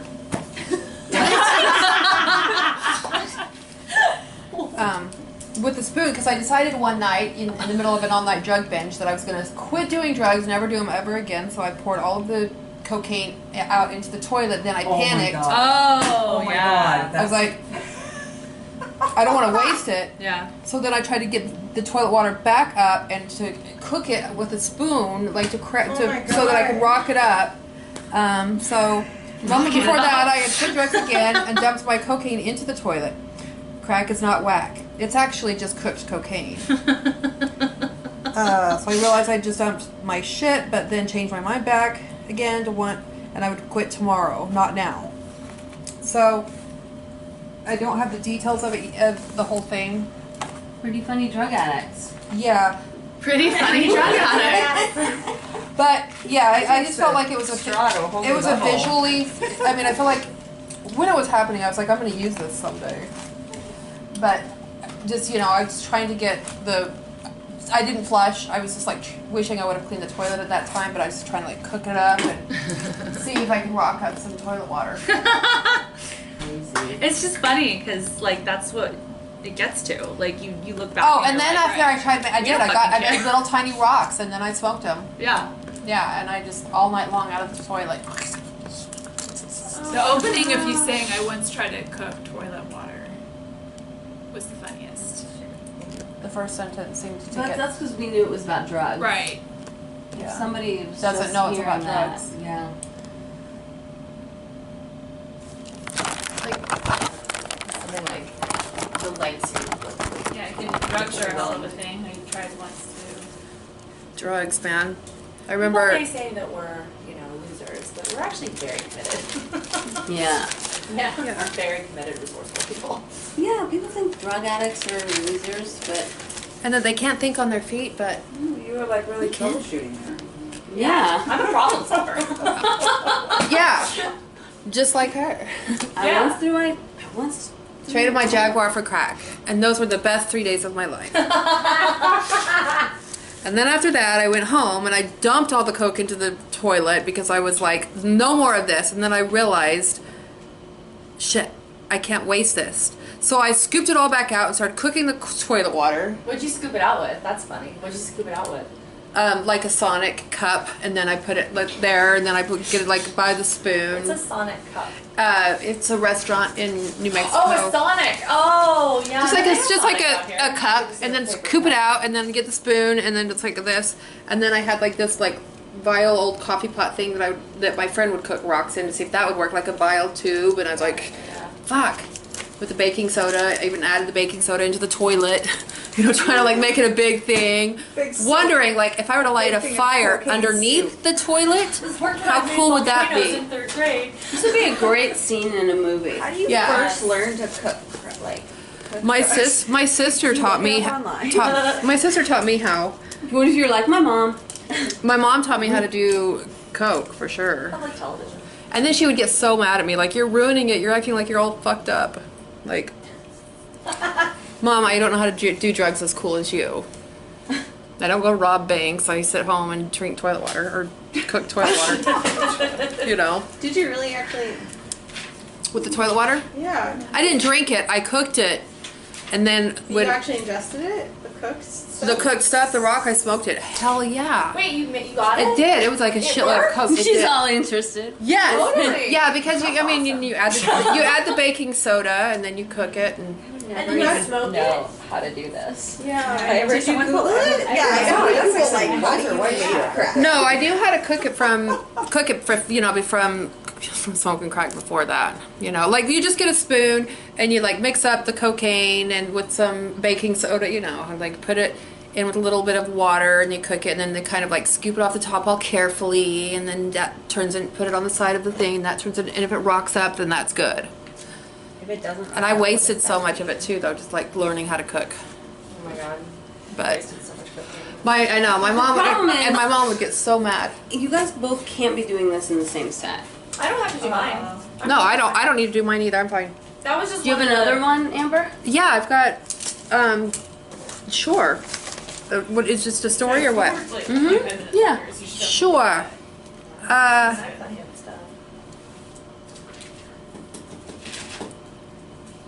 I thought we were just like practicing though, because we had so many other ones that we starred. You know what I mean? Like, couldn't we just pick the ones we liked the best and create a set out of? Do you know what I mean? Mm-hmm. Have I done the one with about the dogs yet? Watching you have sex? Yeah. Say a little bit. With the about the dogs having sex with the dogs? No. Okay. Go for it. I'll do that one. You did that in the other class, right? All right. Yeah. Yeah. So I have these adorable 4 little rescue Read dogs. it verbatim. Oh, okay. I have 4 little rescue dogs. They're fluffy and adorable and excitable, especially during sex with my husband. They like to watch. See, like if I lock them outside of the door, it would be just like a yap store. I'm like, "Rah, rah, rah, rah." So I just have to keep them in the room and on the bed, but calmed down by talking baby talk to them and petting them, all while having sex with my husband. And I'm like telling them to be calm, go lay down, leave us alone. Mommy doesn't need your help. It's like, good boy. Okay, good boy. Oh, good babies. Good babies. No. Mommy doesn't need your help. Mommy doesn't need your help. No. Oh, good baby. No. Don't lick my ear. Don't lick my ear.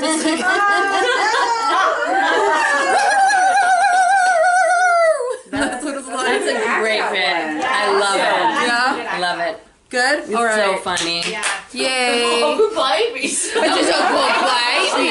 And use their names. No Chanel. No Chanel. Kai, be good boy, Kai. Little bitty legs, a big tummy. Just a little cool. You know? Tina, you're so pretty. Just a baby. What does your husband do while you're doing this? Could you like just? Here's what's talk to worse, him for a is he second? does it at the same time too, so he's got the one dog on one side, and so then he's on top Did you get the back? Yeah, that's funny. Then you try to do your husband. Yeah. And then he's on the top, like, just don't lick her, don't lick her. Kai, good babies. Like we're not looking at each other. We're just both like, trying to make sure that the dogs just don't get anywhere near the genitalia area. And then because I don't want babies, this is like my cum circle right here. And then I have to lay there. I lay there after sex is done, waiting for the baby wipes. And I'm laying there like, just get away. Like, no, don't lick up mommy. Don't lick up mommy. Don't lick up mommy. Daddy, hurry the fuck up. Like, so they can't lick it up. Oh, God. Sometimes I like to fuck with them too, and I'm like, they licked it. And he's like, oh, don't tell me that. I like the cum circle. That's funny. Yeah. This is my cum circle. This is my cum circle. That's funny. This is a great story. Your act out is amazing. It's great. Yeah. Cool. So I should do this in my set then. Yes. All right, I'll do it. Thanks, guys. Yeah, nice. Love it. See, you don't always have to resort to drugs in the toilet. Just some sex with the dogs. Just sex with dogs. Sex with dogs. So many people can relate to that though. I know. I have a dog, it's like... Well, here's what's funny is on my YouTube channel, I told this story once on my YouTube channel, but I put as a title, I had sex with my dog. And I got so many hits on that video, like, just insanity of people just like, what? like not with the dog, like, together with the dog. Sex with my dog. Yeah, right, but Anna. it's like, so crazy. Okay. This is weird. I didn't know what a circumcised penis looked like till I was 16. I thought circumcision was taking a penis and chopping it in half. Actually, I didn't even know small penises existed either. And like of course I've seen like the statue of David before, but I thought it was like not what penises could actually look like. Oh, and I had seen porn before, and obviously like they have big dicks in porn, so I just didn't think small penises existed. And after my mom told me what foreskin was and what circumcision really was, and most importantly that small penises existed, my eyes were opened and I felt uncomfortable looking at every guy I met for about a year because I was wondering what like weird oddity his penis was. That was my story. So your first line is, I've never seen an uncircumcised penis, right? Mm-hmm. No, it's Or circumcised. You've never seen a circumcised penis until you were 16. So what we need to know is, how old were you when you first had sex? 18. But I didn't... Okay, because it's confusing. Because it's kind of, it makes me go, if she was 15, 16, how old was she when she was having sex? 15? It was more like I'd never seen like penises in real life before. Why were you seeing uncircumcised penises? Well, the only... El Salvador? It wasn't like I hadn't seen circumcised penises before. I just didn't know what it was when I saw it. Does that make sense? Like I just thought they were all weird looking. And I was like, oh, some of them like have like a thing and some of them don't. Or you thought they were like deformed penises? Yeah, like I didn't know that's what it was. Oh, because you thought the head was like a growth. Kind of. The funny part is I forgot. No, it's like the end part. What if you said the first time I saw a small penis was very shocking? I didn't even know they existed. When's the first time you saw a small one? I mean, I haven't really seen like a small one in real life. Then you could go to the audience and say, "Sir, when was the first time you saw your small penis?" What if you set up the whole thing about being circumcised versus uncircumcised? Like I didn't know, but what I really didn't know was that there were small penises. Oh yeah. Because I'd only seen like porn and like sometimes some kids at my school. Sometimes you would see the penises of kids at school. I don't know, like at parties where they just whip their dicks out. You have brothers?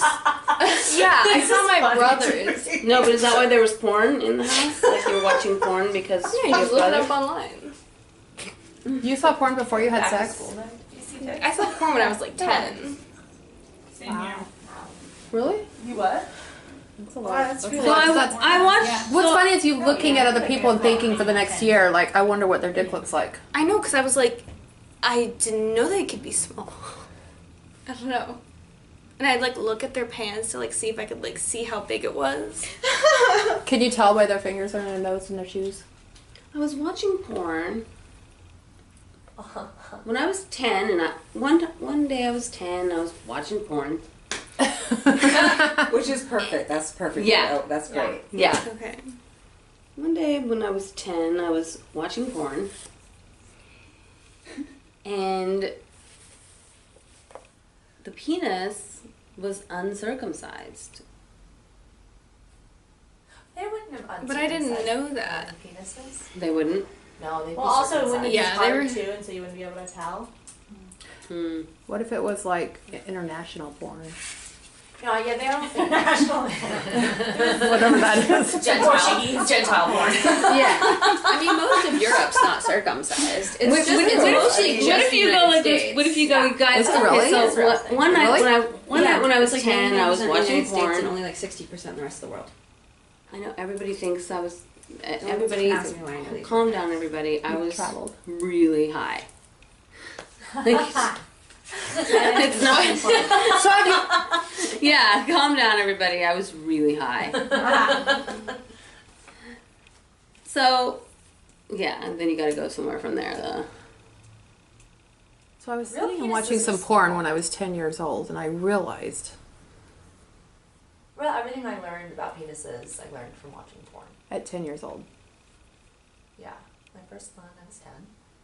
Don't worry, I was high.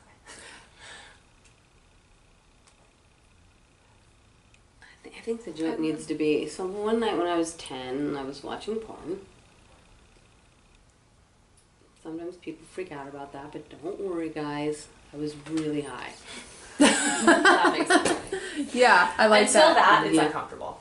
Because, like, Yeah. at least in my opinion, until that, it's like, Yeah. okay, so you were, you know, Yeah. mildly. Did you get high? surprised by Ever? Are someone. you've been high in your life, right? Yeah. Okay, that's. I mean, not so 10. you get it. Yeah, but that's what's funny though. It's like at 10. And I was analyzing it and thinking, oh, okay, so this is what a dick looks like. Interesting. So then I would go to school and I would look at all the guys' pants. And you would just wonder, like, what they look Well, I like. didn't think, But you got hiding it there. not when I was 10, because like 10-year-olds all have small dicks, don't they? Right? Yeah. Like, that wouldn't make sense. I've never seen a 10-year-old dick. But I feel like the I whole assume point they're was that small. you have no idea outside of like Porn, big clips out of. I wasn't Yeah. looking then at 10 because I just assumed they were all like big, and then I got older, and then like my mom made some comment about my dad's small dick, and I was like, Wow! There it is. I was like, what? And then she was like, yeah, they can be like 3 inches, and I was like, what? How old are you? 19. When she said that? Your dad has a 3-inch dick. That's so dramatic. No, It's at no, least but 3 like and a she half. was like, At least 3.5. she was like, yeah, and like some guys like can be like really small, and like when you have sex, like you won't feel it, and I was like, what? I like didn't know. And then I was like, Mom, like I don't get circumcision. And she was like, what do you get about it? She was like, your brother's not circumcised. Like, do you see that? And I was like, but I don't get what I'm supposed to be seeing. Like, what's different about it being uncircumcised? And she was like, well, there's like this skin. And I was like, oh, so it's not like cut in half? And she was like, no. I don't know. It's just too weird. So your birds and the We could be bees. like, when I was 19, my mom and I were having the, you know, the normal conversation, and she was like, your dad has a really small dick. And I knew what dicks looked like. Yeah. And I knew what dicks looked like because when I was 10, I watched a little porn. And but I knew what big dicks look like because, you know, I'd been watching porn since I was 10. I just had no idea that, like, it was any smaller than like this. I don't know. Because I just see porn. And they all have huge dicks, so. It's like finding out there's no Santa Claus. Yeah, I mean, it could be, like, instead of, so I was watching porn, and I said, like, you know, I started watching porn when I was 10. Don't worry, I was high. And then, like, and that was just really the, I don't know, not prototype, but, like, that's what I just thought all dicks look like until my mom told me about my dad's small dick, or something like that. That? So one day my mom and I were talking. That's so funny. And she said, Daddy has a small dick. Jesus. That's so funny. You acted out too, like, I said, what? Your father has a small dick. And I could never look at my dad the same. And I was shocked because I didn't even know small dicks existed. And she was like, "Oh yeah, some of them can be 3 inches." 3 inches? And then she was like, sometimes you'll have sex and like not feel it. And I was like, what? Then why are they screaming so much in the porn? They have bigger dicks in the porn. Micro penis is what it's called. Yeah. Is it? There's a name for it? Mm-hmm. Micro? There's really is. No, there's some penises that are like a half an inch, and they're called micro penises. Oh, that's so sad. Yeah, Could you imagine being a guy and having a micro? I would never have sex. I had the experience. You dated a micro? Yeah, no, and well, what happened, the first 2 guys that I dated, I won't take too much of your time, they had gigantic dicks, so I thought, well, I guess everybody's dick looks like a baby's arm, like a really big, like giant, you know, I didn't think it was giant, or I just thought this was a normal dick, and then I dated this other guy, and like it was like, we're so clothed, and I felt this little hard thing, and it was like, this little hard thing. I was thinking, like, what the hell is that? Like, is that yeah, but I thought it was something in his pocket. It was so weird. It was like so little, and it was so, I felt so sorry for him. It was like the size of a thumb, and like, you're like, what am I gonna do with it? Like, you can't even give him a hand job. It's like so. Your hand won't put it like. The thumb job. I did, yeah. Like, you can't even do this. It's like, you do this. It's just like really just, it was kind of bizarre to go from that to that. Did he say anything? I just sort of, we just sort of stopped the heavy petting. And I just, you know, I just slowly we collected just sort your of, things. yeah, I slowly And backed away slowly. I thought, I didn't know if he was going to be really embarrassed. It was just really, like, it was uncomfortable, and I felt bad, and I'm like, oh, the poor guy. I mean, this, you know, he's like really funny and really good looking, and like all of these things, but man, did he have a small dick. I've never seen a micro penis. I'm gonna go home and Google it. I've never seen it. So isn't that like your worst? Like, I don't know, I wait a long time to have sex when I'm dating someone. Like, I don't have sex right away, so that's always like a big la-di-da-da. fear. It's a fear though. She's busy in the car snorting. I'm too busy doing drugs. Collecting straws. Cocaine is a bitch But on then a libido. eventually you see that, and it's like, thank God. You know, because it's always a fear of mine that I'm going to, like, invest, and then I'm going to find out that I'm going to have to learn to love it, like all of God's children. That's why you have to have sex right away before the, like, just so you know, like, you don't waste any time going to dinner or anything. Like, let's just see it, okay, done. There's something funny too about you going, you know, when I was 19, my mom and I had the talk. I was like 15. Okay, when I was 15, my mom and I had the talk, and she told me, you know, your dad has a small dick. Yeah, that's not all of them are big. That's hilarious. That is so funny. Okay. And what did you learn? I don't mean to shock you. I don't mean to shock you, but you could say that, and then dicks in the before world that point, I thought that getting circumcised was just cutting the dick in half. Because you said that last week and you got a lot of laughs. So maybe throwing that in there. Okay. It'll get a lot of ooh from the guys. Yeah. Well, like, yeah, it's funny because you just really didn't know a lot about male genitalia. Like, you thought circumcision meant they cut a dick in half. Like, that's. Well, they say like that. They say like they're cut. So I was like, yeah, like cut in half. Split. Yeah. Split. No, just like you just like chop it in half. Filleted, like a butterfly fillet. Yeah. Bless you. Thank you. Yeah. I don't know. It's just a couple jokes. It's nothing like. Nothing major. It's not a big bit. It's just a couple. Yeah. Okay. Which you said the first one. Yeah. We had this when I was 15, and my mom sat me down for the talk, and that's when she told me, "Your dad has a small dick." Well, she I want you also to know. I know you've been watching porn. Don't get too excited. she said something. I can't like ever say it on stage, but she was like, because my brother is like transgender. My mom was like, well, that's just a waste of a dick, because my brother has like a really big dick. Oh my god. If only we could take that dick and put it on the micro dick. Yeah, she was Give like, it to my dad. no, she's like, Oh, no. She was like, if Give it only to your your father father. had your brother's dick. Oh no! That's awesome. Say that out loud ever. Yes, you can. It's so funny. That's funny. No, she can't, because then her parents might see the set. I always wondered That would like, make it what even better. determined getting a small dick. Like if your dad had a small dick, did that mean that the son Well, was we don't have the small same dads. dick? Oh, that's I'm gonna turn the air on because I don't know why. You don't have the same dad? So that's what provoked If you're it. transgender, do they have surgery and cut it off? Yeah, because there could be some. Is he gonna cut it off? To cut it I think so. I feel like they like tuck it, kind of. I don't remember how they do it really. Transgenders that don't have surgery? Yeah, they just tuck it. Yeah, they just tuck it. Oh no, I was talking about like They what tuck it happens like to what it. in between their legs? Yeah. If they don't have the surgery yet, yeah, they'll just tuck their dicks. But how does it stay there? Well, it's not like, you know, if it's not hard, it's just small, but just tuck it. Yeah, but well, the conversation provoked because I wish you could say all of it because it's so weird and strange and bizarre and funny. That reminds me of that joke that Avital told us about, like, what, you know, her crush on her brother kind of thing. Yeah. It's kind of like that same, almost. I think it's okay to have crushes on your brother now. Because Game of Thrones.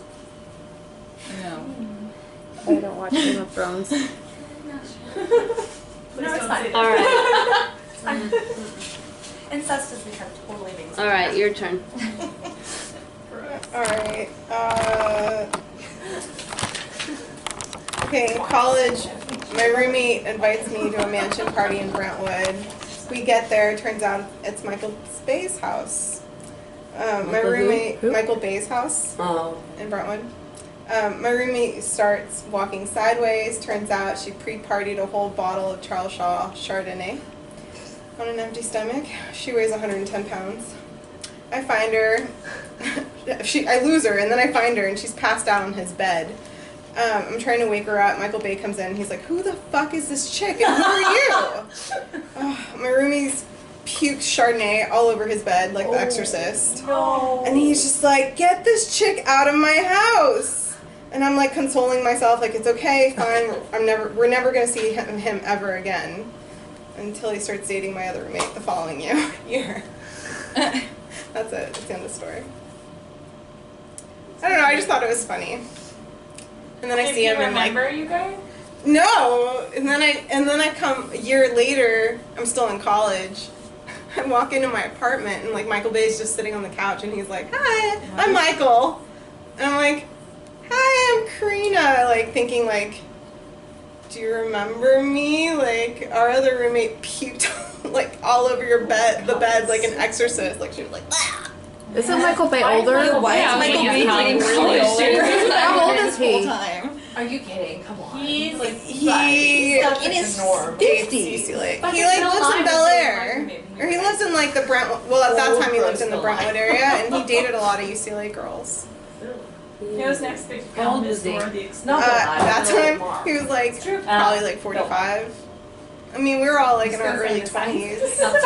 And he like comes up, like it was so funny because he was just sitting in my house. Like I walk in, and 52 now. I was like waitressing. I just walk in and I'm like, come in from a hard day at work. And it was like midnight or whatever, and he's just like chilling on my couch. Sage, let me see. I just thought it was funny. He's 52 now. Who? That's hot. Bay? Yeah, no, he was totally old when he dated my friend Ashley. He like likes. He lives over by UCLA. I've heard him dating a lot of UCLA kids. He's basically Harvey Weinstein. Yeah. It's a little gross. So maybe I shouldn't tell the story then. No, you got another one? Michael Bay's a producer as well. I have. My friend does sound. Alright, I won't tell that story. Oh, yeah. I mean, it was all like consensual though. Mm-hmm. That we know of. Like at this No, point. these girls were consensual. But I'm saying. They were. There's so much going on with like the older men and the young girls right now. It's It's not too a good. soon. Yeah, it's not a good time. I mean, it was gross for me. I was like, They were punta biches. Sensitive topic. I have another story. I was really. When I was like 25, I was really bratty and like I never really traveled to like a hardcore place before, and like my mom's like, we should go to Nicaragua, which is the second poorest country in the northern hemisphere. So I grew up fast in that week. So I was just like all up in my head like, oh, it's fine, I can go clubbing, it's fine, Mom, I'm gonna go with my cousins. And my mom's like, there's a big kidnapping problem right now, and if they find out you're American, you could potentially get kidnapped. And I don't have the money to like go get you. So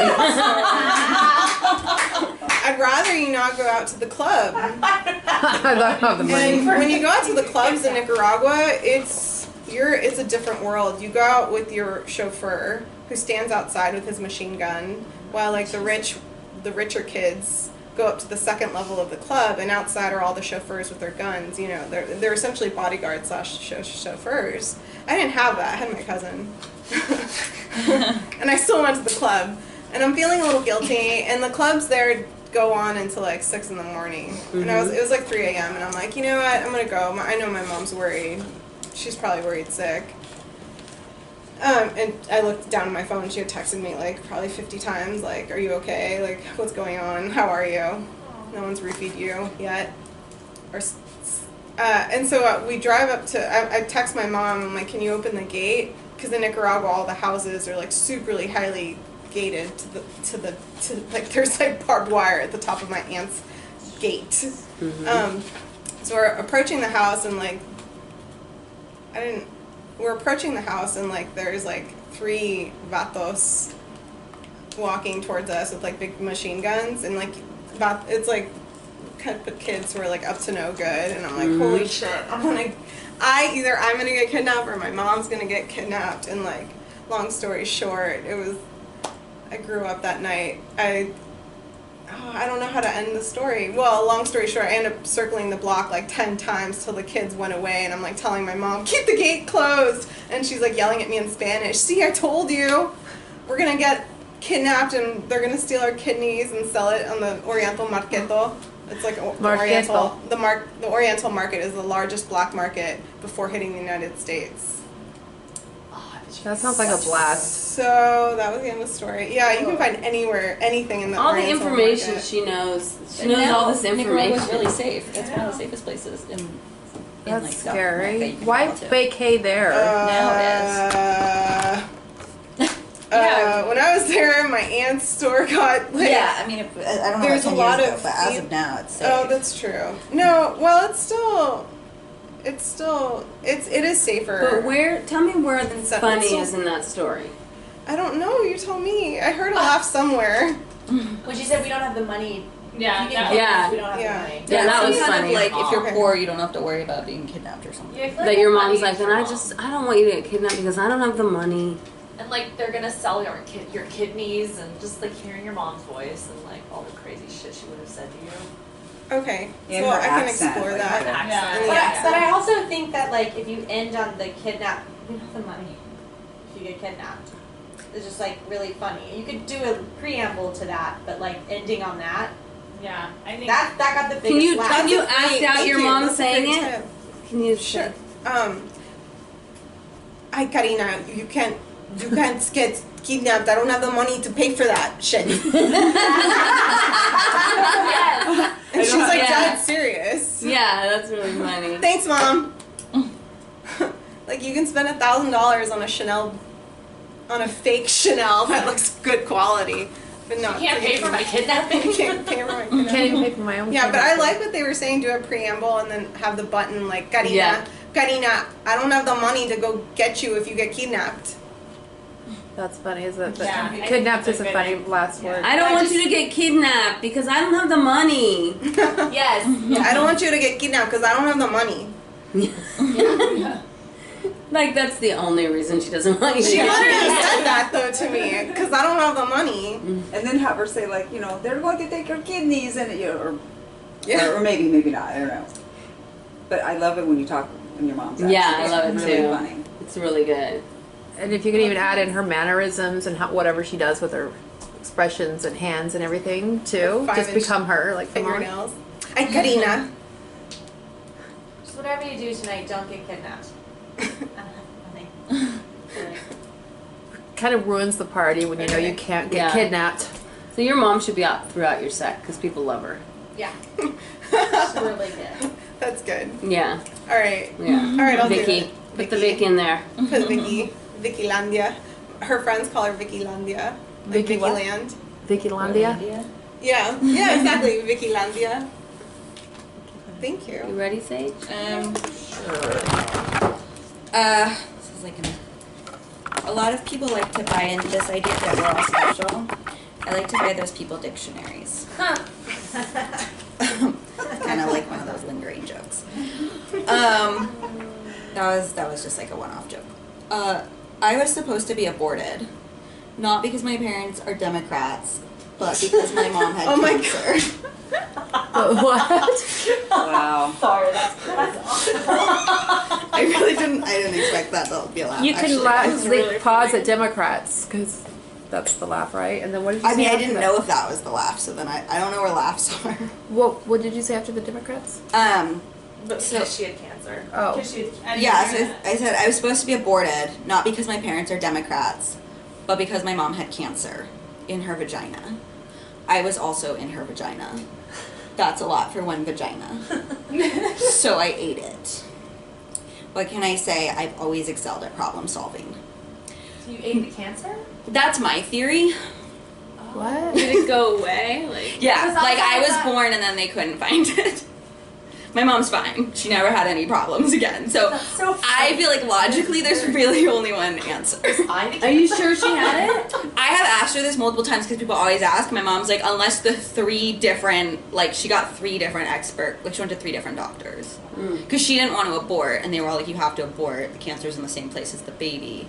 Like we can't do anything about the cancer She didn't want while to you abort? keep having a baby and your cells grow faster while you're pregnant. So they were like, this is not good. So you have to abort and like deal with the cancer first. Well, if pre-cancer, if you have dysplasia and you have a baby, sometimes that will clear the cervix and it will actually take it out. Like, Right, so maybe it was.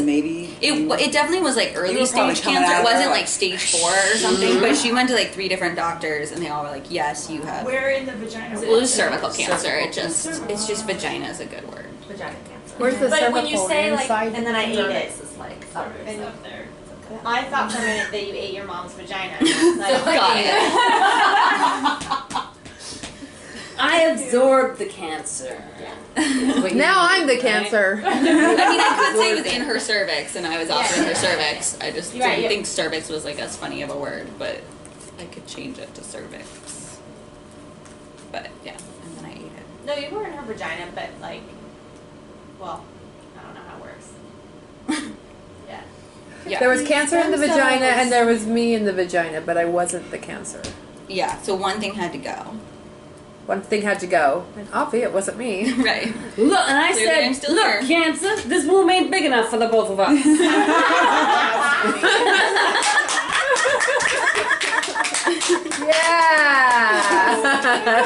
Yeah. And then just like leave it at that. Yeah. And then I was trying to make some kind of like last joke on something like, but I can't seem to make relationships work with like July birthdays, or like I was trying to make a play on like Cancer is also an astrology type, but I couldn't really figure out like an end button. Oh, see, my mind wouldn't go there. That might Yeah. be too smart. Too much of a leap. Okay. Yeah. But that's You'd funny. have, yeah, you'd have to like really spell it out. Like, whatever your sign is, like we really, Right. we really hate cancers or something like Right. cancers or something. Mhm. And when I was born, I wasn't a Cancer. I was a Sagittarius. Yeah. Or Like whatever good you thing are. I'm good Oh, thing I'm a it's not. Taurus. Yeah. Or like And when I was No, born, it was I a wasn't boy even a June. Cancer. I was a Yeah. Taurus. shit did get super weird. I was born on Mother's Day. Like it's full Lifetime movie. Like life's Stranger Than Fiction. Were the dogs? Yeah. Seriously. Yeah. She had cancer. Then she got Now me. you see it, now you don't. And they were like, "Oh, we can't find the cancer, but it must still be there." And my mom was like, "Yeah, I don't think so." So my logical explanation is I ate it. eat it. Are you gonna say that in the thing that I ate it? Because No, I if mean, you're I saying think I ate you it, are you gonna say my logical explanation? Because otherwise I didn't get it. I thought it was like eating the vagina Right. too. Yeah, so I could say my logical explanation or like do something. I like what she said. Right. Yeah. That was funny. But we gotta hear it in your voice. Yeah, do it. I can't on the spot. I don't have like. No? You can't do the 40s sound? No, not on the spot. But I can try to work something. Lisa, do it again. Do it again, Lisa. And I finally said, look here, Cancer, this room ain't big enough for the both of us. It's so like Catherine Hepburn. Yeah. Look here, Cancer. Yeah, I can't just do Look that here, on the Cancer. spot. Oh, that was great. This woman. I love that. Look here. I love that's so funny. Or some kind of like Western standoff in the womb. I don't know. Yeah. Like Yeah. more like Mae West. Yeah. Like the sound effects. Like just like hit it on your phone. My friend and I always call each other like that. You know, she'll answer the phone and I'll go, say, Mac, what's a big idea answering the phone so late? She's like, sorry, Mac. What was that 1940s movie where she talks super fast and is a news reporter? His Girl Friday? Yes. I feel like it's Yeah. All right, who needs to go? Them two. I already went. Okay. So I have two short ones that I'm kind of trying to work out. First one is we have an active shooter drill at my restaurant now, which, you know, is not the way I saw myself going out. And by that I don't mean by a shooter, I mean in a place where I would welcome death. Server humor. So many servers would like that one. That's funny. So true though. Yeah. I think there's a funnier way to say it, right? Yeah. I think the punchline could be something like, are you kidding me? Like, you think I'm going to get out of the way if the shooter comes in here? I don't want to work here. That's what you mean, right? Like like just sort of like, yeah. Wait, what? Say it again. What's the? Do we all work in a restaurant in this room? I was a waitress for 10 years, from like 15 to 25, so I relate. Wow. I burned my fucking aprons when I was It's a done. dark place. I've never. I've done it and then gone away and then come back. You know, it's always the best money and most flexible schedule for a living. Yeah. Say this. Do we do it again? Will you say it again? Sure. We have an active shooter drill at my restaurant now, which, you know, is not the way I saw myself going out. And by that I don't mean by a shooter, I mean in a place where I would welcome death. I feel like the ending Yeah. is confusing. It's my confusing brain. me too. Okay. Yeah. So it needs to be like, first of all, switch the thing and say, so I work in a restaurant and we have an active shooter drill now. I also like want to know what you do for that. And I'm like, listen, I hate You run. I will kill myself. If I have to work at this restaurant one more week, I will kill myself. So don't worry about it, shooter. Don't worry. If I have to work at this job one more year. Oh, I don't care who he shoots as long as he tips. Save your bullet, buddy. And I haven't cashed out yet. And let me do my side work. I don't have to do my side work. Take me. I'll be the hostage negotiator. Can we switch shifts? I, really for some need to reason, sit like, thought about customers. I hated some of the customers that I would wait on. They were so odious. Oh, I have a ton of those stories too. Lots of stories. So, like, if about a shooter restaurants. came in and started I like shooting up. how you made it start so directing them. concise. This table. You Yeah, really table got 12. the No, joke. you really like. Immediately. Yeah. She's a smart writer. Yeah, she's a good writer. Smart writing. Do you have another one? I do. This one's a little bit, I was writing it, but I haven't really figured it out yet. So kind of leading to it by saying something like 2017 has been really weird. A lot of people asking other people to hold their beers. Seems like a lot of Americans don't have the same fear as I do about getting roofied. I don't know, I just feel like that joke has been so big in 2017, like, oh, such and such, hold my beer. Like, why, like, do people not worry about giving other people their drinks? I don't understand it. have you seen the, like, I feel like all of 2017 has been like a Hold my beer. hold my beer joke. Yeah. I've never heard that. Mostly like men. I've never Like heard I've of never. I've never It's heard like of hold my memes. beer joke. Really? I feel like, yeah, it's like memes, it's like Yeah. people, like so and so's happening. Hold my beer. yeah, it's sort of like, I'm Oh. trying to think of a good example right now, like, because I've seen so many of them. Remember when, like, I remember seeing a lot around, remember when they dragged the guy off the plane, and Yeah. it was like The little American United- Airlines? yeah, the little- United, like, they dragged the guy off the plane, and then, like, the next week,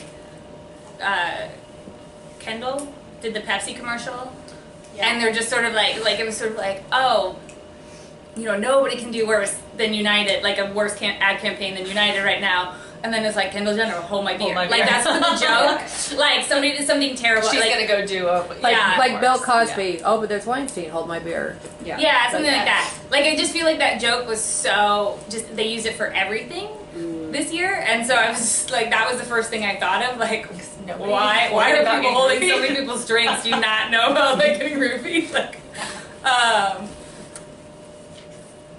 but I guess you do have to be familiar with the joke. I feel like I've seen it so much. I feel like I've only heard it like men about to do something stupid and saying "hold my beer." Yeah, that's what it. Yeah, that's what it's like. But like men yeah. don't really get roofied. But that's the joke, is if she's like, well, doesn't anybody care about getting roofied? What's with the whole Yeah, my like sort of beer? the female perspective I of think it. that's funny, and the hold my beer is like it's like the oh you think so? Hold my beer because I'm gonna go do this thing. You know what I mean? Like So that's the way, and they did it like the joke was told so much like about like Kendall Jenner was one of them. Like Kendall Jenner, hold my beer. You know, like that. Is it kind of like a girl taking off her earrings? Yeah. Like here. Yeah. That's exactly what the joke is. All right. Yeah. Like roll up. Point A is like I'm you taking my know, shoes off. Yeah.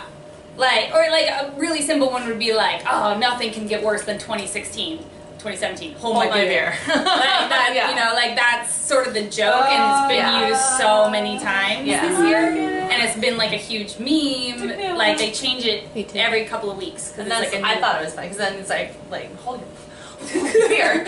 So we were getting roasted. It was like one of those things. Like I started seeing it so much. Like why is nobody concerned about getting roofied right now? But yeah, you do have to be familiar with the joke. You got another one? Yeah, this one's long. I haven't really shortened it yet, but it's what I like about dating apps is nothing. People on dating apps are too active. Like life is an adventure. Don't match with me if you'd rather sit at home than go hiking. Like I would rather do anything than go hiking. I think I'd rather go to the dentist than go on a hike. It's 100 degrees outside, and I'm not yet sold on the outdoors. Oh, it's a beautiful day outside. Shut the blinds. I can't see the TV. That's funny. Yeah, I like that. Yeah, I like it a lot. Okay. She's so good with getting to the joke. Thank you. Yeah. All right. Remember the olden days when we used to hike? Okay. We hiked a lot. Mm-hmm. Okay, so I called my dad this morning out from the south. So, not only does my dad talk like Foghorn Leghorn, he refuses to call things by their actual name, including his own children. So, he will name every dog we've ever had before he gets to my actual name. So he'll be like, now, Bunny, Slade, Oscar, Tyler. Yes, Dad, you got there.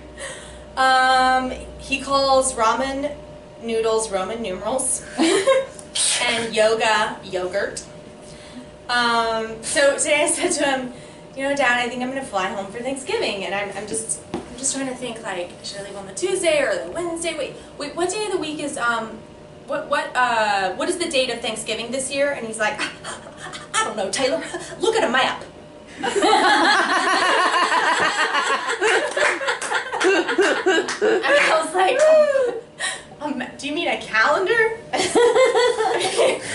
Should I go to my yogurt class and have some ramen numerals? Wait, what do you call them? Roman numerals afterward? Then look at a map? Yeah, I don't know. That's really funny. Yeah. It's great. I love Yeah. I love your dad's character. Are you doing the map thing with your mom too, or that you're traveling with? Oh yeah, that's true. Because then you could even do like the throwback. Well, she's got the map. Oh yeah, Like- that's true. Yeah, to do like. ask mom. She has. She has a lot. Yeah, you know, mom's got the map. Yeah, that's true. Aw, That's funny. that's funny. Yeah. You can count. Yeah. Or count. Yeah. Yeah.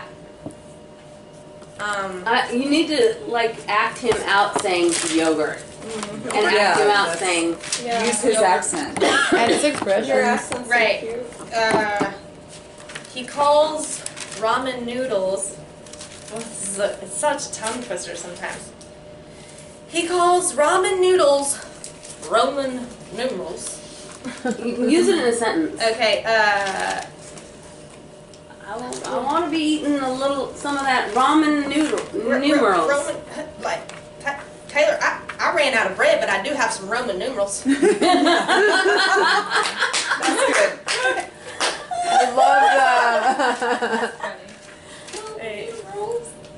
What are we gonna have for Thanksgiving dinner? Some maple ramen noodles and some bread. It's hysterical, your dad. Love your dad. He's amazing. Hail. Sadie. Sadie. Bunny. Yeah. Sadie, Bunny. Sadie. Taylor. And then he'll be like, "Where'd you go, Taylor? Did you go to your yogurt class? How was your yogurt class?" He always says that to me. Yogurt. And doesn't he call you Carl? Oh yeah, that's where my nickname came from. My Facebook, I'm Carl LaFong. Mm-hmm. Carl LaFong. That's my dad's nickname for me. Really? How come? It's from a W.C. Fields movie, so it's kind of like just like a long running inside joke that we've had in our family where he would make a reservation. Like when we go to a restaurant, we wouldn't even have a reservation sometimes, and he would go up to the hostess, and in the W.C. Fields movie, the guy's like, "I'm looking for a Carl LaFong, capital L, small A, capital F, small O, small N, small G."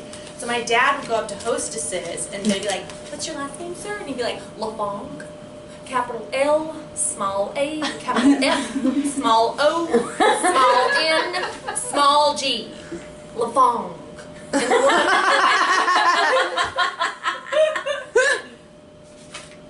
"I'm so sorry, sir, we don't have a LaFong." And I would be like, I mean, it was, Your dad every sounds time. hysterical. He's great. But wait, is he trying to be funny when he says yogurt class and Roman numerals? He just Or does is, he just that's mix just his things thing. up? He likes to like elongate words or like say words in a weird way. Like he'll be like, "Los Angeles," and like Oh my god, he sounds so fun. He's really cute. Will he come to our graduation show? Sure, I'll fly him out here. He'd love that. Oh my god, that would be He great. would love it. Yeah. But yeah, no, he's just a naturally funny person. Yeah. Okay. Yeah. Do you guys think she could tell the LaFong story? Yeah. And then tell how he goes up to waitresses and does that? Yeah, guys Like the so LaFong hard. story. Yeah. I could literally my whole set could be about my dad. Like Yeah. That would be sense, great. but Yeah, very funny. But then you have to do the one about your aunt and your mom too. Yeah. With the maps. Oh yeah, that's so funny. so what's winning now? My dad, the ants, or the jizz? All the Lululemon. Oh well, that's a whole You should different. just That's go like to apples and open oranges. mic and see what I like Yeah, the maps one. Open mics, mics. please. see what lands.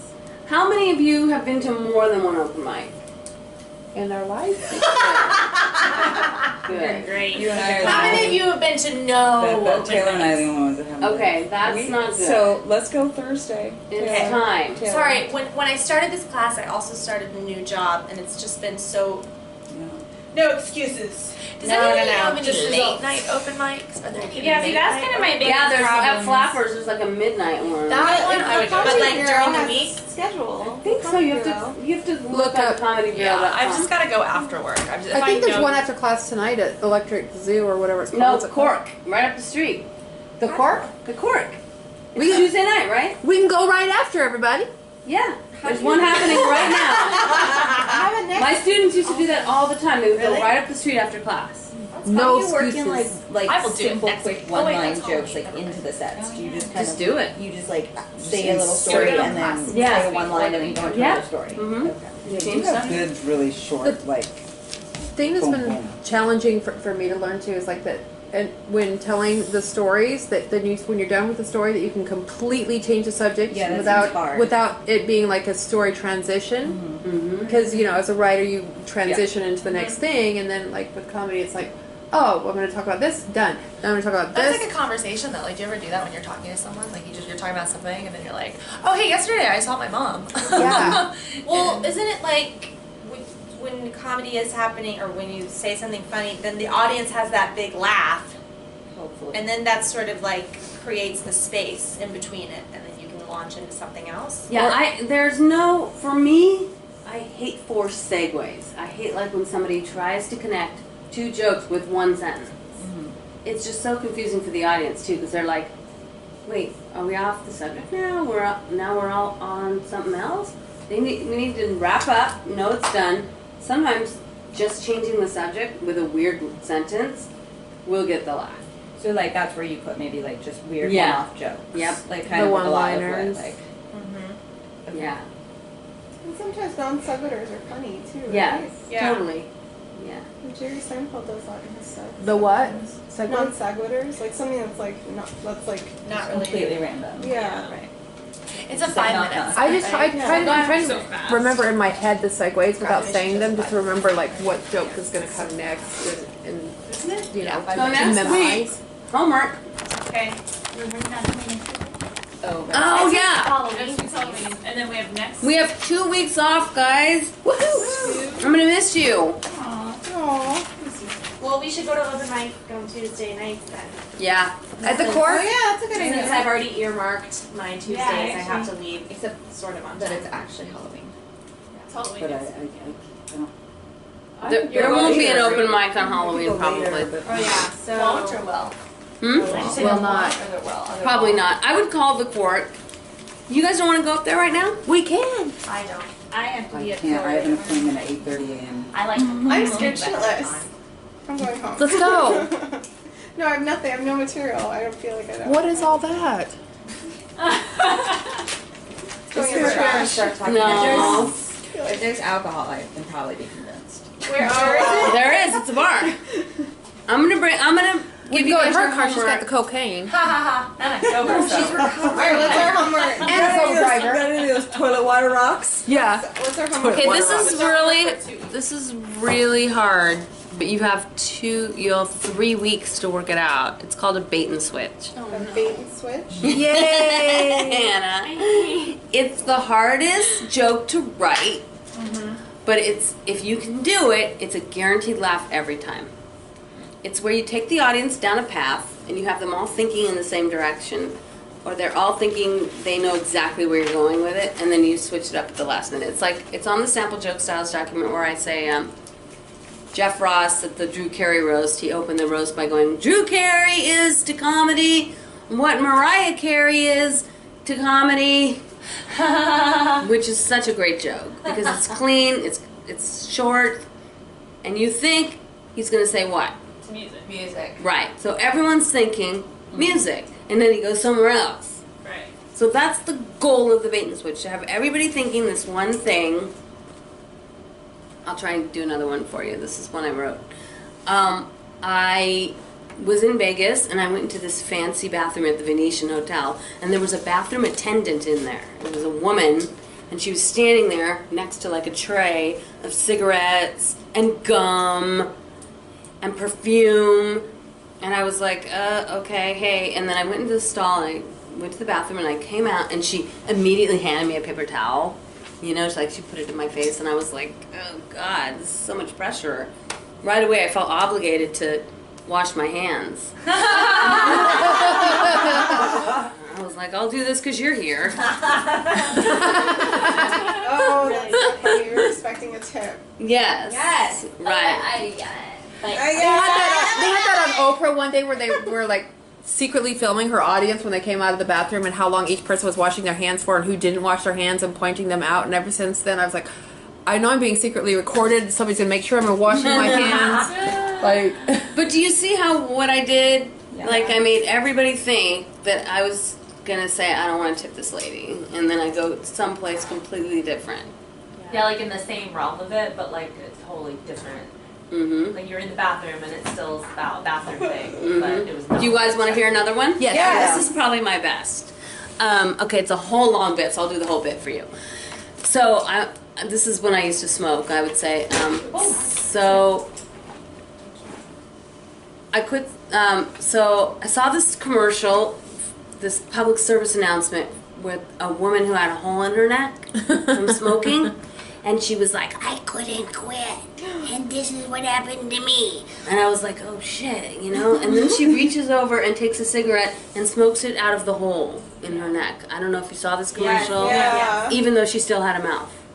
So I was smoking a cigarette at the time that I saw this commercial, and I just thought to myself, "Oh my god, that's too bad for her." It just didn't even faze me. But then after a while, they played the commercial so frequently, it started to get to me, and I started to panic. And I couldn't get this woman's face out of my head, and my heart was racing. And I sat myself down on my couch, and I thought to myself, "Holy shit, man. When am I gonna book a commercial?" I love that one. Isn't that a good one? God, yes. And then I go, "It's so competitive, isn't it? You wonder how many women with holes in their necks had to audition to get that part. And why her? She's not even cute." She probably knew the director. Probably blew the director with both holes. I either do that or I go, she probably blew the director with the hole in her neck, even though she still had a mouth. So sometimes I'll call that one back. The easy way out. So that's 3 examples of bait and switch. Do you think you get it? Yeah. It's really hard to write. Yeah. You know? That's even harder than the 3. Oh, it's definitely. It's the hardest thing it's the hardest assignment I'll ever give you guys. But you have 3 weeks. I was gonna say it kind of feels like it falls into a rhythm though too, like not necessarily a 3 rhythm, but it feels like it falls into Or a rhythm. rhythmic. Because it feels like there's a build up, and then there's a build up, and there's a build up, and then it like. Mm-hmm. You know what I mean? And I did, and it just sort of takes you out of it. Yeah. In a good way. Yeah, I have one more. I was sitting at this blackjack table gambling, and this guy sat down, and he was so hot, and I was like, I'm sitting next to a cutie, I'm gonna flirt with him. And then I said something to him, and he, out of the blue, he goes, "Yeah, I haven't had sex with a woman in 5 years." And I was like, "Oh, great, just my luck. He's married."